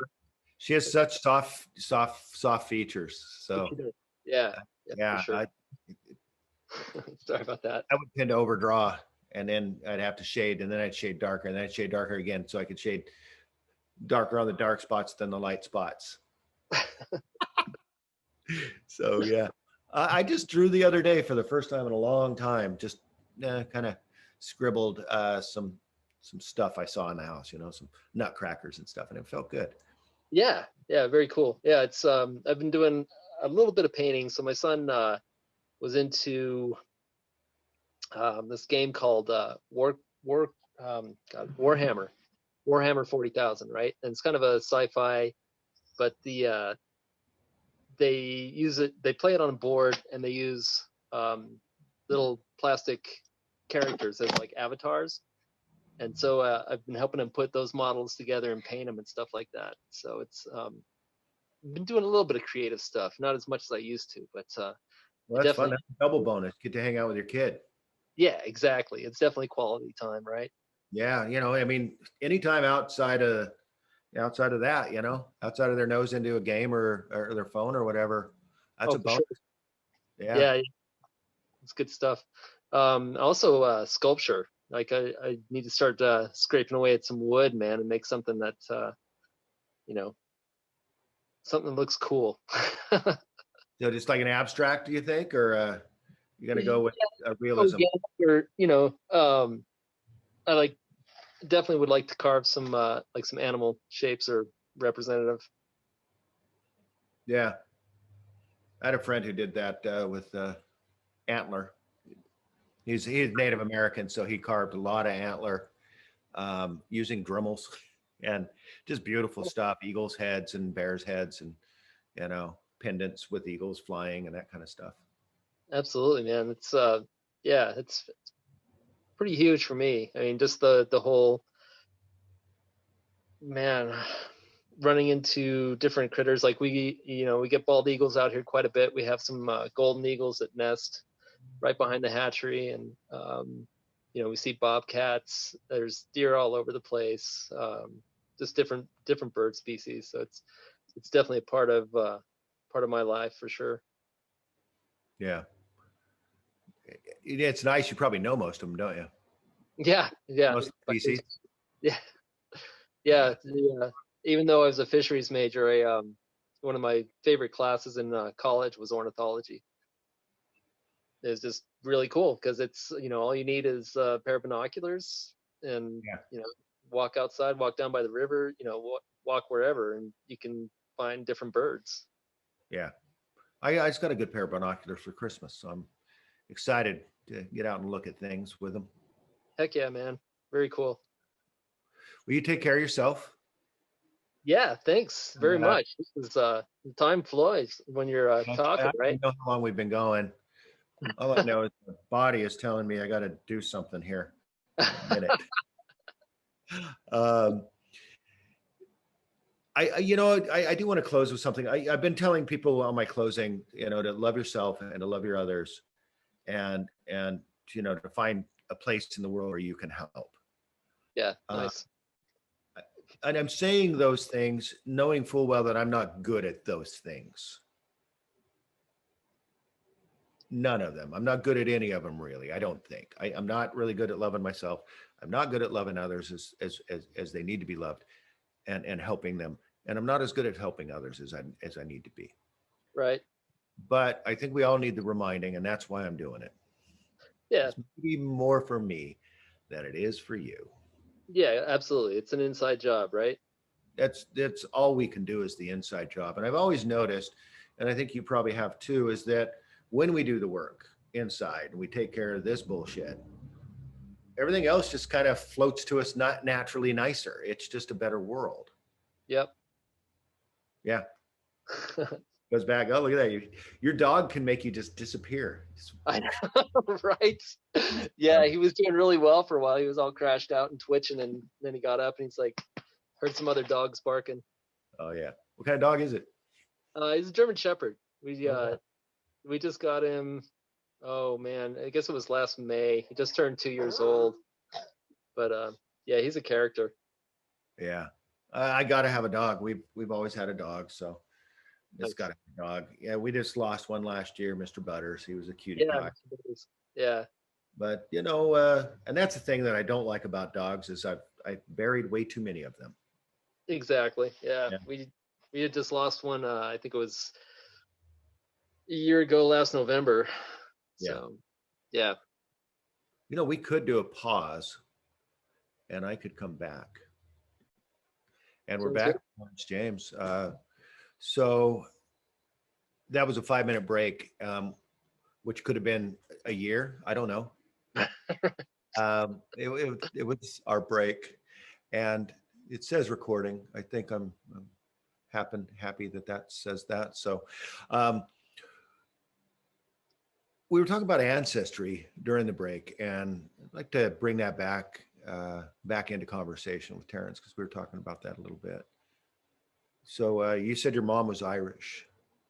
Yeah, so my mom was born in Northern Ireland, and then she emigrated to Canada following some of her siblings. And she met up with my dad. The rest, as they say, is history, right? Yeah. Babies happened, they got married and everything. But my wife and I've kind of been searching back through our ancestry and kind of just trying to figure out more where we came from, who our ancestors were. Uh-huh. And yeah, so for me, my mom's Irishness, I guess, really played a huge part in me growing up. She was Catholic, but she was also really spiritual. So it wasn't just the going to church. Church on Sunday and or twice a Exactly. year. Yeah, Easter and Christmas. Exactly. It was a daily thing for her, but she was also she had a uncle that used to tell fortunes, and so this was my maternal grandmother's brother. So And mystical as well as pious. exactly, yeah. So that's I don't know if it's a common thing with Irish people or people of Irish descent, but there's that spirituality and that knowledge of this what we see isn't everything that's there. There's stuff that don't see on the other side of the veil or whatever. So yeah, Okay. for Little me people. it's sorry. I said little people. Yeah, the little people, exactly. Leprechauns, four-leaf clovers. Mm-hmm. So yeah, it's I think that's played a big part in who I've developed into, I guess. I do not just meditation, but also sweat lodges. So kind of follow the Native American, what's called the Red Road.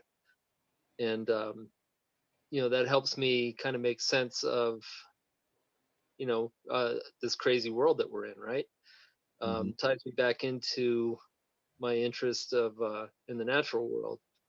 And so I'm not sure if somewhere back in my ancestry, if there's any Native American influence on my dad's side, but there's a lot of anthropologists that think that there's a similarity in the old Celtic traditions as far as sweat lodges and healing ceremonies, things like that.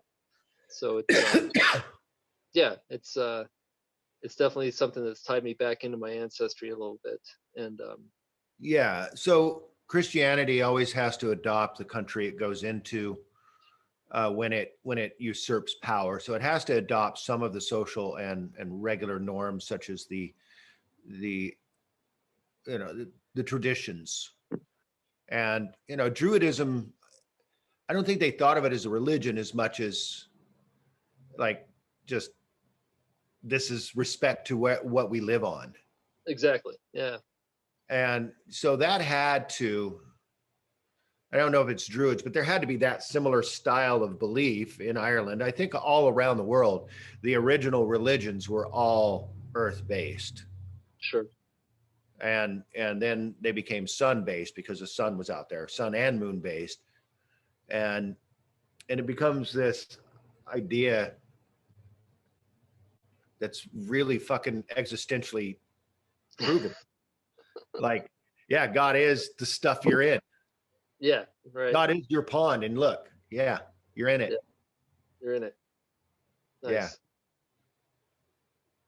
Yeah. And you can't be in something and not be of something. Exactly. Yeah, it's definitely the idea that we're all connected, right?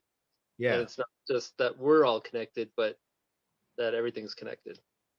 So it's You're connected all the way back to Ireland for a long time. So the Irish people have been around for a long time. That island has been occupied for a very, very long time.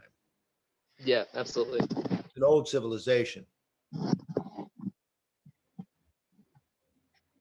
Yeah, so it's it's funny that also my experiences with Ireland were in the 70s, and the British were there were basically the Troubles were still going on, right?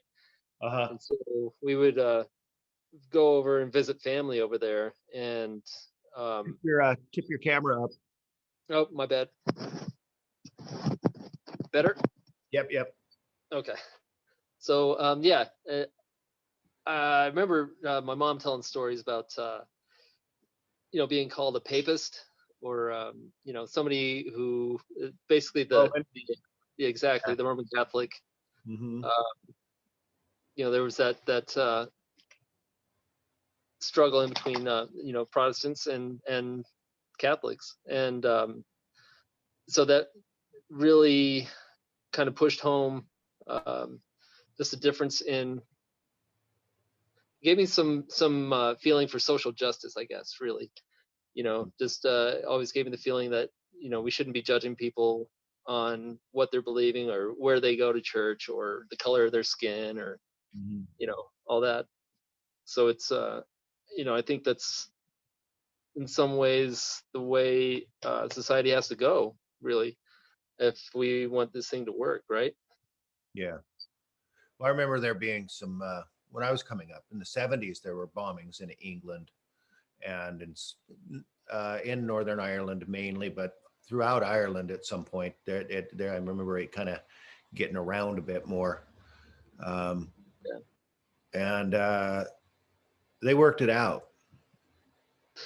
Yeah. I mean, it's kind of coming up again a little bit, but they've had some sort of peace for decades now, right? Yeah, it's been open negotiations that has kept it so. It's Sure. not like we've got peace, and no, they're still talking.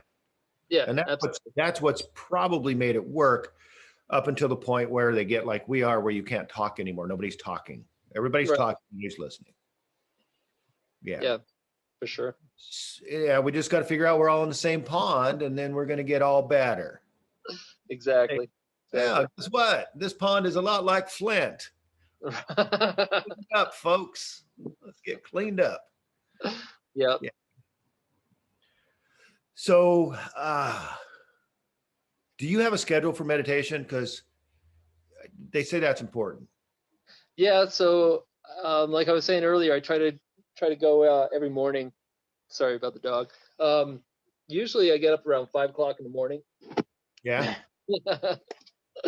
about 5 o'clock in the morning. It's probably him that usually gets me up, but I go to work at 7, so I try to, clock in about a half an hour every morning, and that, it's the discipline part, and it's make little baby steps, right?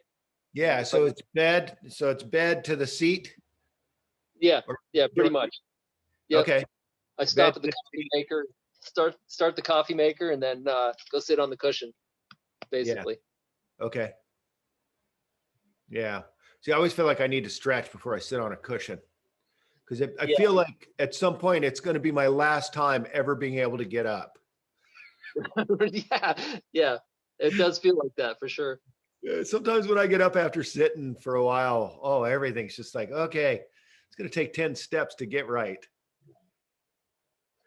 Yeah, it's the truth, man. And So that does it. But your job also kind of provides probably a lot of space for just meditating.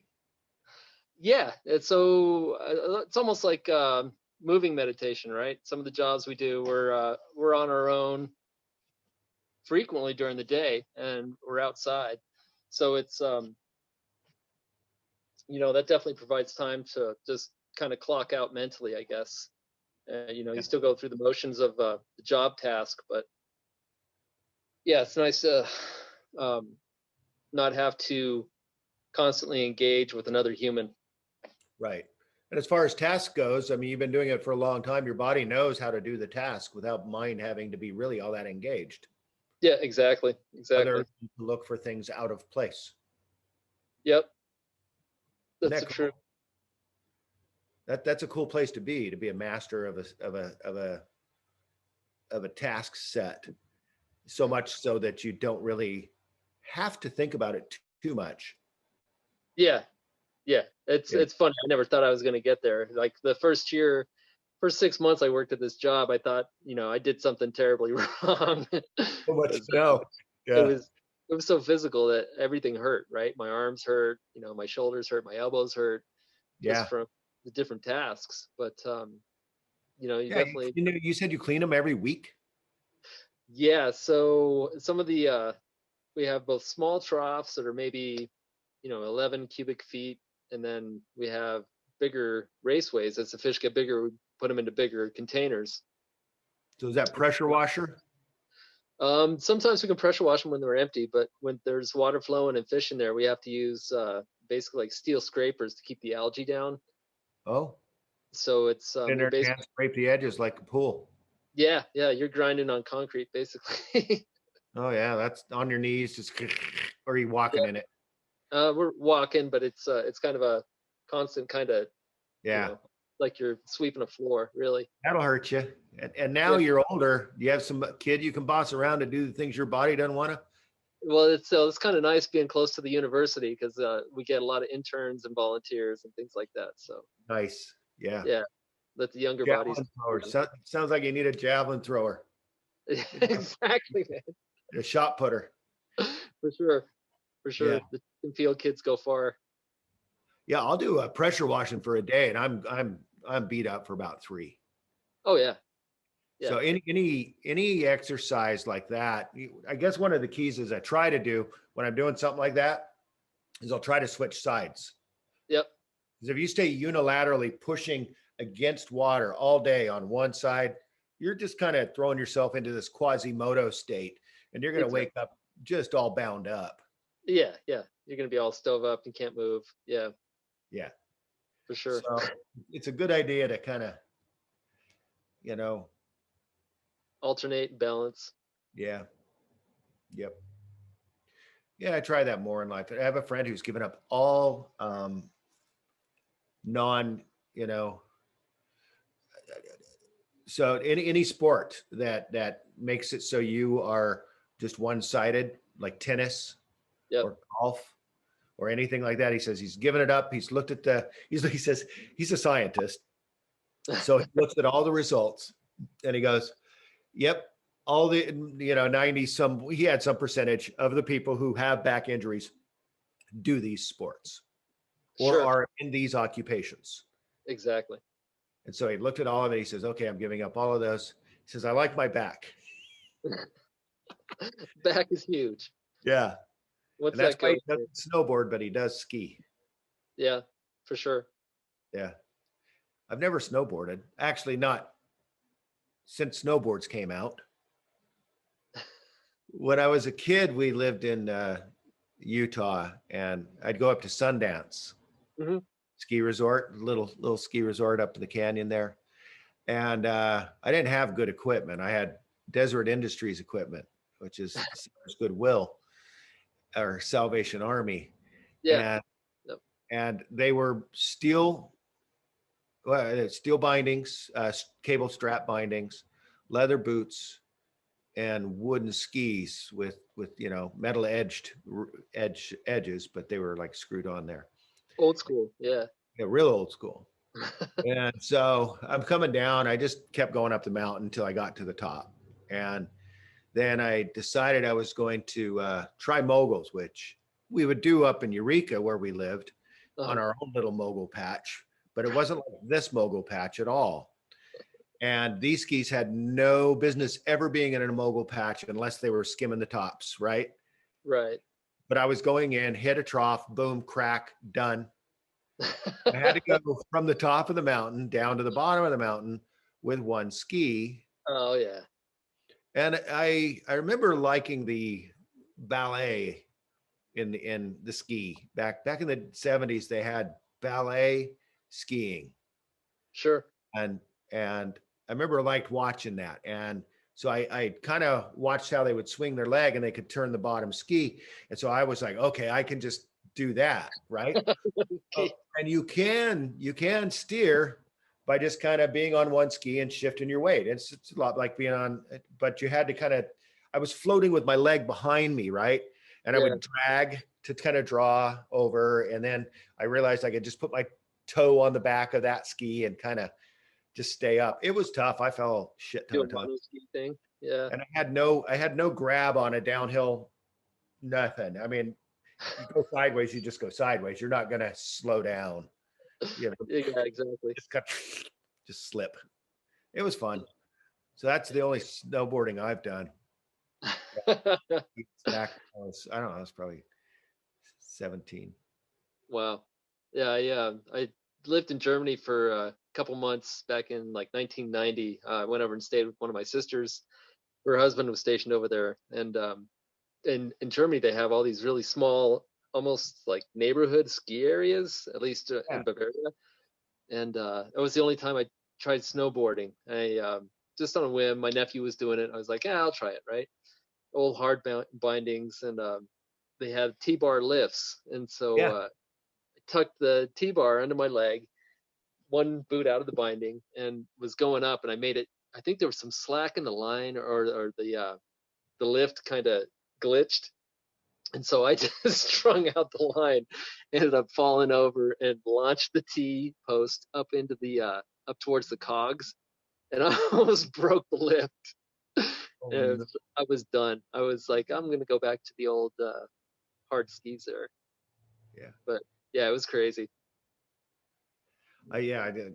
It looks, I skateboarded for years and I surfed for a little bit. I, Sure. I still like, I just want to go surf. I haven't surfed in 30 years. It would take Nice. me probably a month of trying every day to get up on the board, to get up on a board, even if it was long at this point. But I Yeah. would do it and I just keep going. That's not true. If it took me that long, I would just paddle into some, semi-flat waves. But I Right. got some surfing into me. And so our next vacation's got to be at a place where it's not about going anywhere else but to the water and Nice. back to eat and drink. I love it. That's Yeah. really cool. Yeah, But the ocean's Tammy does that. She likes destination spaces with things and stuff. sure. Yep. Yeah, the sightseeing things. Yeah. Imagine we could find a place with both. Who Oh knows? yeah, for Yeah. sure. Hmm. But I got to get a job or make money doing this before, that happens. So yeah, that's weird. I did a state job for 20 years. Oh, okay. Yeah, you used to do IT, right? Was it? No, I did training for retailers for the Oh, lottery. They oh, got okay. There's a lot of rules, regulations, different Absolutely. accounting processes, customer service, how to operate the machines, and the whole thing. There's a whole lot Oh yeah. to it. Yeah, absolutely. One of my sisters had worked with the Department of Revenue in the gaming division Yeah. out here in Colorado when we started doing the lottery back in late 80s, early 90s. Yeah, I got to where I was starting to have kind of although it does a lot of great things uh, for the overall good, Hmm. it really sacks. Some people get sacked really hard in it. You know what I mean? Yeah, They get kind of really beat up by it, for sure. and it tears apart lives and families and communities, I think, at some level. Oh yeah. Uh, so I'd always been kind of morally challenged by it. But a lot of those people are going to do this anyways, whatever. They're going to go gamble somehow. Yeah. Some gamblers are just gamblers, but that's my moral way out. The other moral way out was that, yeah, they gave a lot of money to schools. All of our state parks are completely funded by that. That's an easy thing to get behind. Yeah. Um, the there's a veterans funding. There's a whole lot of different funding that's in there that's really good, and if I could program humans correctly to buy this stuff, I would say everybody buy, $5 worth a week, and we can save all those programs. Don't go spending your paycheck, because you're not gonna end up on the top side of it if you keep doing that. Yeah. Yeah. They say lotteries. I used to have a professor in college. I think it was statistics that he would say that lotteries were tax on people that can't do math, right? Well, it's a tax on people who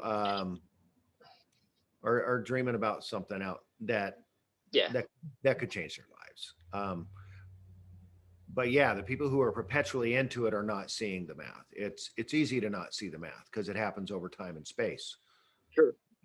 I put my $10 in, I win. I'm up to 20 on my $10. Yeah. And I drop back down to $7, and I win again, and I'm up to 50. Right. Now I get to play some more, and I'm playing and I'm playing and I'm playing, and I forgot that I put the 10 in there in the beginning. And it's really fun because that really good win got me there, and it tickles me back down over an hour and a half, back down to that $7, and then I go, oh shit, there's that 7. I could be just or down to my 10, my original 10. Yeah. Always Exactly. the question. Always the question: do I just get out and say, I played for an hour and a half and it was free? Yeah. I go for the thing that happened before when I had the 10 in there. Right? Which happened. I've got evidence of that happening. I got evidence of that being a thing that worked.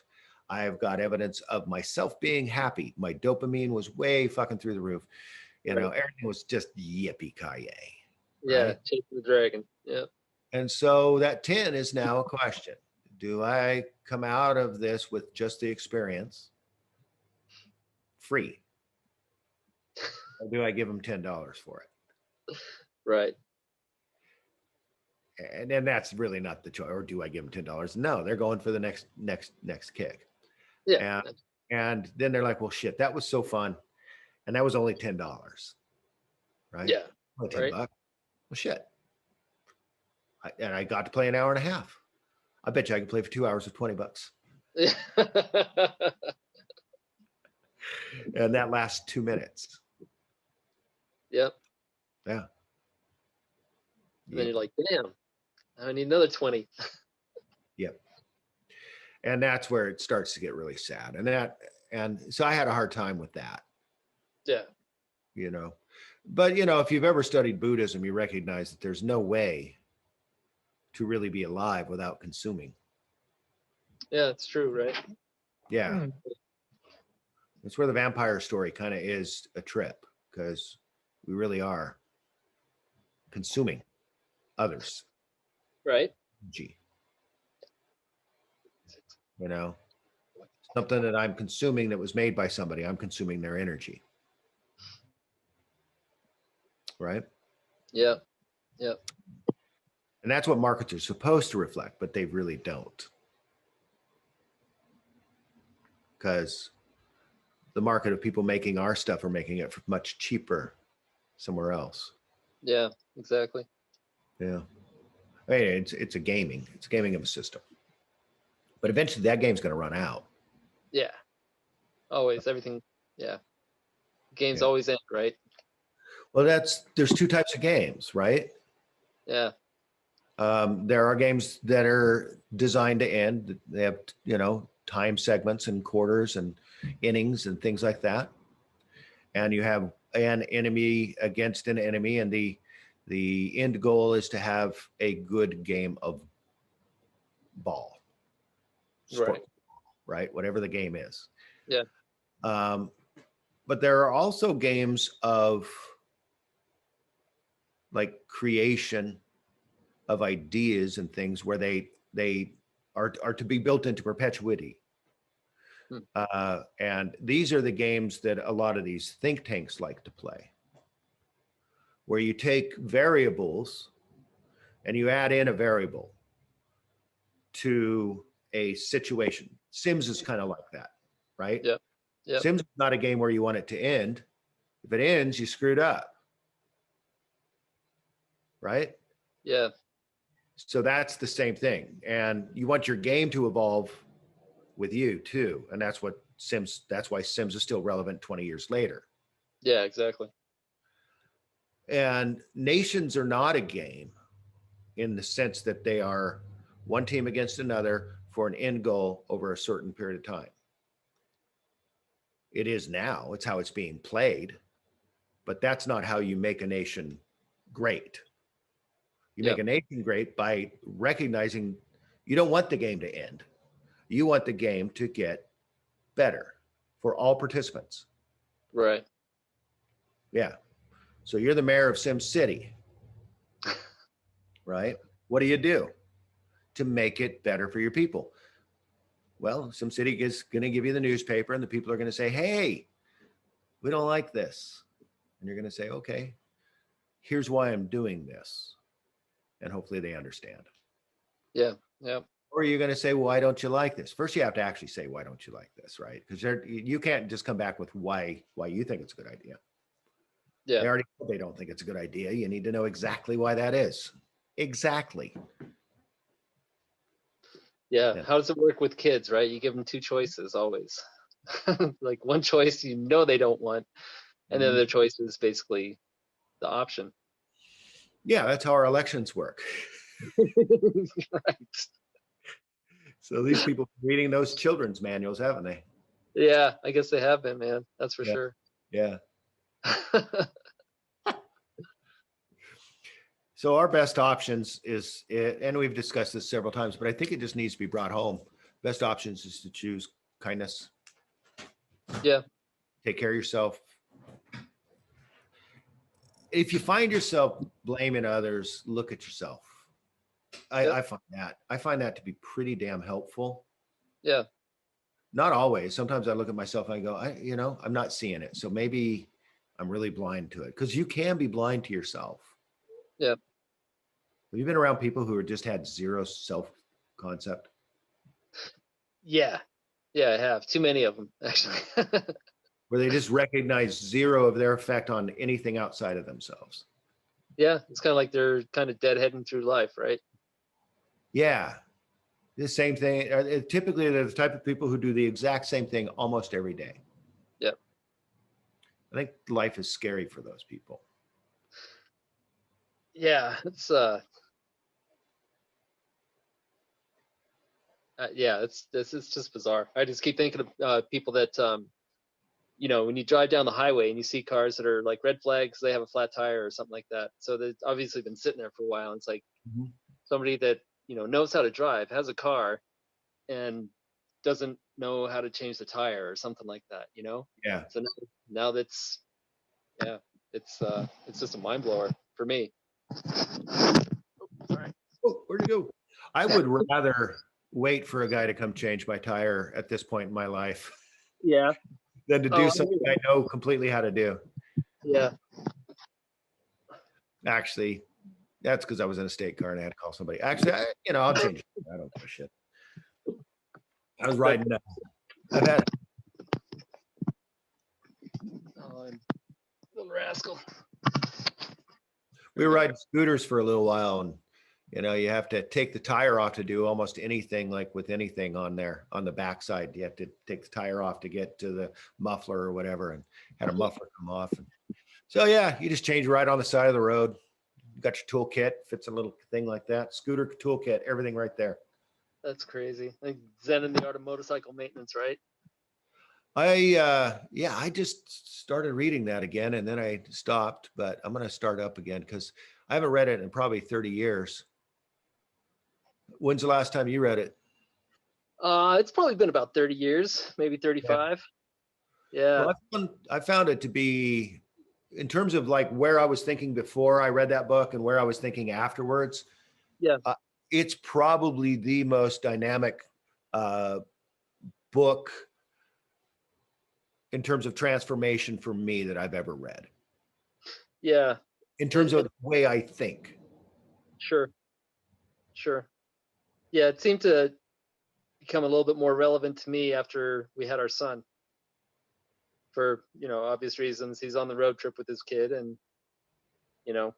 trying to bridge that, make that communication happen.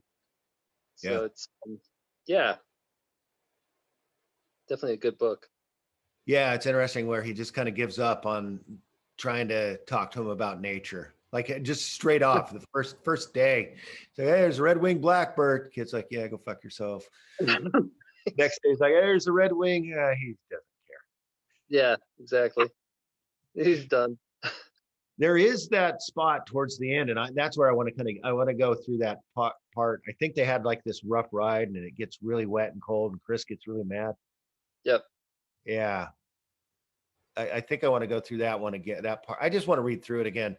The way it was the first book I had ever read that was meta about humanity and thought itself. Yeah. Like it was the first book that made me think about how I thought. I'd never thought of the world in terms of objective and subjective. Sure. Right. Yep. I always kind of broke things down into components naturally because I was that kid who tore things apart. Yeah. Yeah. So the idea of drilling down to things, really, I liked that a lot. Yep. And I found that my first time reading through the book, anytime anybody would bring up any subject, I would just like, okay, let's deconstruct that. Mm-hmm. It's this component, that component, that component, that component, that component makes this thing. Okay, let's talk about that. They're like, right. What? I was just having fun with it, dude. And I realized I'd gotten just a little too, what do they call it? Didactic. Yeah. Yep. Where you're just kind of a little too tearing everything up. Yep. Kind of seeing how everything works. Yeah. And other people like to accept things on the surface. And this is where Macintosh beat Apple. I mean Apple beat PCs. Right. Their computers they understood that. They're like, oh, you know what? There's a whole lot of people who just want it done. Yep. They want to be able to click a thing and it's there. I don't need. Yep. Isn't there a way for me to click something that says run? Right. Right. Yeah. And for those of you who are really young, back in the old days on a PC, you had to do run, I think, // and then the name of the program that you were going to run. That is the equivalent to the icon you are now clicking. Right? Yeah. And then they changed the language from run to something else later. Yeah. You know what? I think I might be thinking of Amiga, because I was both PC and Amiga. Mm-hmm. And Amiga had the Motorola chip, just like the Apple, and they seem to run better fluidly on with graphics. Yeah. Yeah. Man, the old green screen. That's what they had when I was in high school trying to learn geometry. The old first gen Apples or whatever, Macintosh. Yeah. Yeah. It's crazy. You get the green screen of death. Yeah. Yeah. The old C prompt, MS DOS, and all that good stuff. Yeah. it's interesting. I don't know how they're getting programmers now, because kids grew up having to understand at least the front end of code back Yeah. then. And now it's all on the backside. And Yep. even the programming, even the programming is a lot of, copy and paste and formatted now. I mean, you don't, there's still, good ways to design. You can have all the tools in the world and design really shitty stuff, but there's, That's true. really nice designs also. And Zia's boyfriend Daniel is working on a page with me, and Nice. that's, yeah, and he's just helping me out. Isn't that cool? Yeah, that's very cool. Oh, I get by with a little help from my friends. Every day. Ooh, I get by with a little help from my friends. Do you need anybody? I just need someone to love. Yeah. Could it be anybody? I just want someone to love. Yeah. Good stuff, man. One of the first albums I ever had. Yeah. Sergeant Pepper's. Yeah. First two albums, Sergeant Pepper and Dark Side of the Moon. Actually, I got three. I got Wish You Was Here, Wish You Were Here also. Yeah. And Wish You Were Here got because it was my first album I ever listened to on hi-fi with headphones on a Harman Kardon system, 1972, and at the BYU library, Brigham Young University Library. No way. Yeah, man. They had this listening room. Not only did I have headphones, because headphones didn't block noise back then, Yeah. they had listening rooms for you. You could just go and play your records. Nice. And so I would go into the listening room, put on the headphones, and listen to Wish You Were Here. And I just fell in love with that album. Yeah. And someone's here. I'm going to pause. All right, the dog just interrupted us. We're back, and we were talking about the Deschutes River. Yeah, so it was a great trip. We went out there to see the Dandies, but we ended up seeing the what was the name of the band that opened up for them? They were a band that my wife's cousins were really into. They were out of San Jose, and they had played at a brewery night before. So we caught them there at the brewery. Then we saw the Dandies at the other distillery, right? Yeah. And then we ended up seeing Primus and Megadon at the amphitheater, Les Schwab. Oh, how cool is that? The night after, and so Les Claypool was talking about floating down the river fishing, like before he did the show. It was pretty cool. Beck did the same thing. Yeah, nice. Yeah, he was floating down the river with a few of his band people, and they were getting close to, I guess, where this waterfall is, like where you're not supposed to go. And people are like, hey, you can't go there. You can't go there. They're like, what? They can't go there. They're lucky they got pulled out, he says. So lucky they had yeah. Yeah. So I floated the Rogue River about, I don't know, 6-7 years ago. Yeah. It's a 3-day wild tour on a raft, two to four per raft. It was mainly two per. And we did the luxury model, which is bunkhouses along the way with a dining hall. Nice. And showers. Yeah. And so that you'd get up in the morning and they'd have breakfast, a really good hearty breakfast, out in the woods along the river. And these are remote places. It's just them out there in the middle of nowhere, That's so cool. Yeah. And so you'd go to the lodge and have dinner at night. The first night you get there, you have dinner, and then, find your space and hang out and drink a lot, and then go to bed and wake up, and they would feed you breakfast, and then they would give you a sack lunch to go. Nice. But the crew I was with were hedonists. These folks were hedonists, and they had huge supplies on their boats. Right. And so every day at lunch, we would stop, set up a kind of a big table, and they would bring out all of this extra chow, wine and beer and cheeses and just really good dips and stuff, and you'd just be like, wow, and good breads. And it was just like, what in the heck is going on? Cool. And then you get back in the boat and head on down the way. Actually, we Yeah. didn't have lunch. They wouldn't let you drink at lunch because just iced tea. That's right.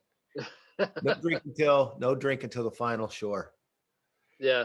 So 3 days of different lodges. On the way, we stopped and saw not Spalding Gray, or not Earl Grey. Real great. He was a Western rider, and he had a Oh, ranch. He had yeah. a Zane. Zane Grey. Yeah. Zane Grey had a ranch along the Rogue River Oh, where wow. he would write, and it had a landing strip and like a little cattle farm and a cabin and another like a barn. Wow. And we went and explored that haunted place, and you know, just these little stops along the river. Nice. It's really quite amazing. The Rogue Yeah. River 3 day wild and scenic tour is what they call it. There are levels. There are people who camp like in tents all along the way too, and you Sure. can get on those. But typically, it's just like a whole bunch of people. Yeah. Yeah. So I found that being in the more posh situation lended itself to a lot less people all in one spot. Yeah. Absolutely. Yeah. Yeah, so that was cool. Very cool. Yeah. I'm definitely getting to the age where I want to do some glamping for sure. Yeah, no, hips are, you only got two. You only got two hips and one back. So Yeah. uh, yeah, it gets tough having a bad night's sleep. Sleep's so damn important as you get older. It's Oh, all yeah. about recuperation. For sure. Yeah, you're really dark. Like Yeah. I'm gonna go flick on a light. The sun's set out here already. oh, that's right. It's coming. Darkness is coming. We are soon to be 5 o'clock, which is darkness in the Northwest. Right. It's so true, man. I'm glad we've turned, but I always get impatient. They're like, we're turning to the light. And it's like, yay, it's going to get lighter.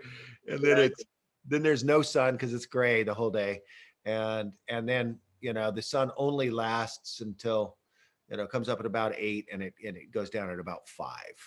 And every Yeah. day I don't know what it is. I looked it up once and I was sorely disappointed. It's only like a minute and a half. And it's definitely it changes over time, but Sure. It's not incremental. much. It's not Yeah. much. It's a Yeah. minute or two.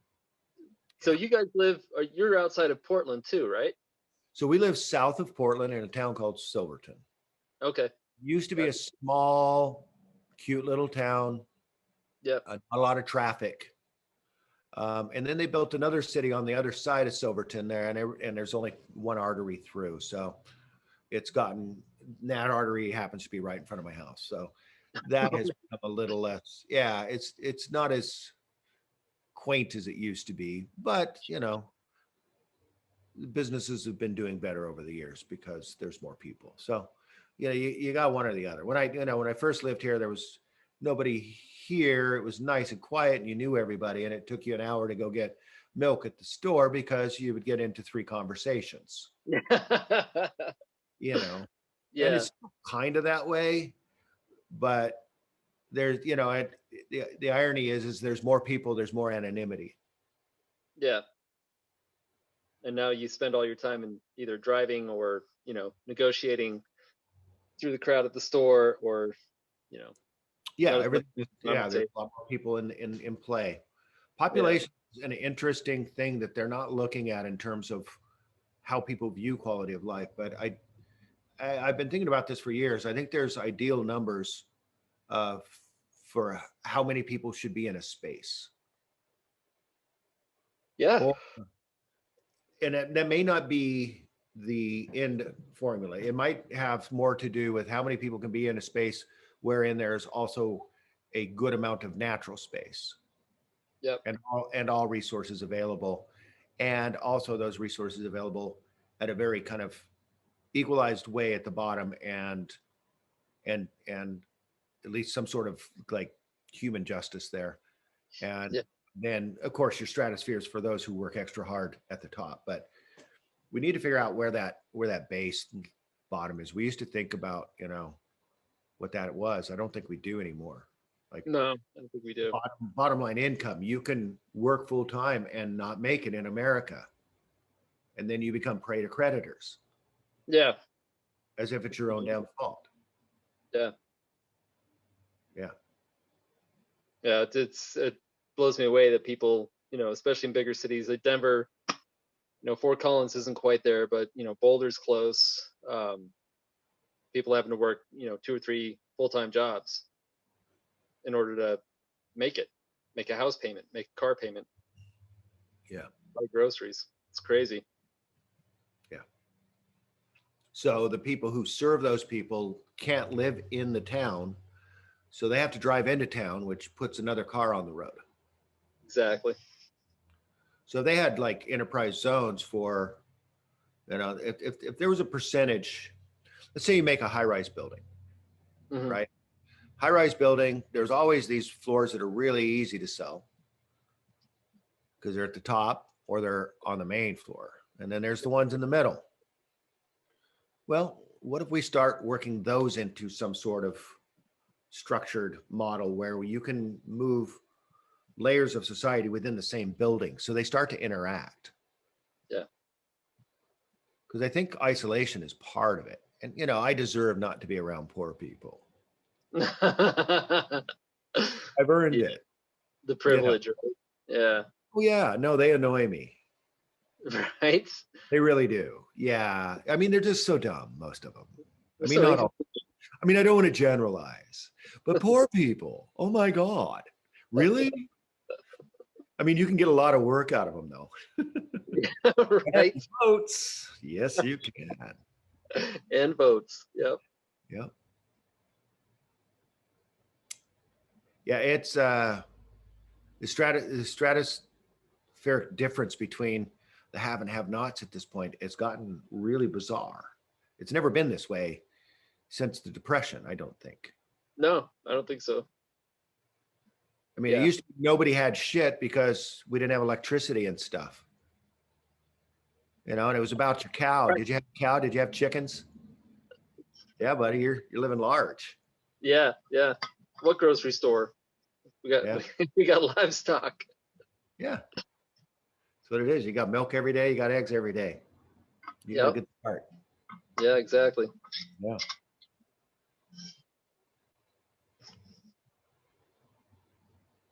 All right. I think we did it. I think we killed it, man. Yeah, that was fun. That was fun. Yeah. If you listen through to this, that means you're like a true friend and a true fan. And I'd like to thank you for doing so. Yeah. Uh, Right on. I'm looking at doing some merch. I'm looking at doing like some, I think refrigerator magnets would be cool. Yeah. I'm thinking some little garland pepper buttons because it's round and it kind of would fit. And some people like buttons. Yep. Coffee mugs. And I tell you, I'm a real fan of just the simple coffee mug, the regular size, simple coffee mug. Sure. Yeah. When friends came out, my wife started buying bowls with handles on them. And I love them for chili. Yeah, the old Cafe Olay mugs, right? Big old fat mugs. Yeah, a tureen of coffee. Like, I used to be able to drink that much coffee. Not anymore. oh, it's weird. I can drink more some days than others. I used to not be able to drink at all. Yeah. I go in phases. It depends on my stomach, really. Oh, sure. Yeah. Yeah, it's a little hard on the stomach for sure. Yeah. So what do I tell everybody at the end of the show? Oh yeah. Hey, make sure you're loving yourself. Take care of yourself. Whatever you're not doing to get yourself to a better state, do that.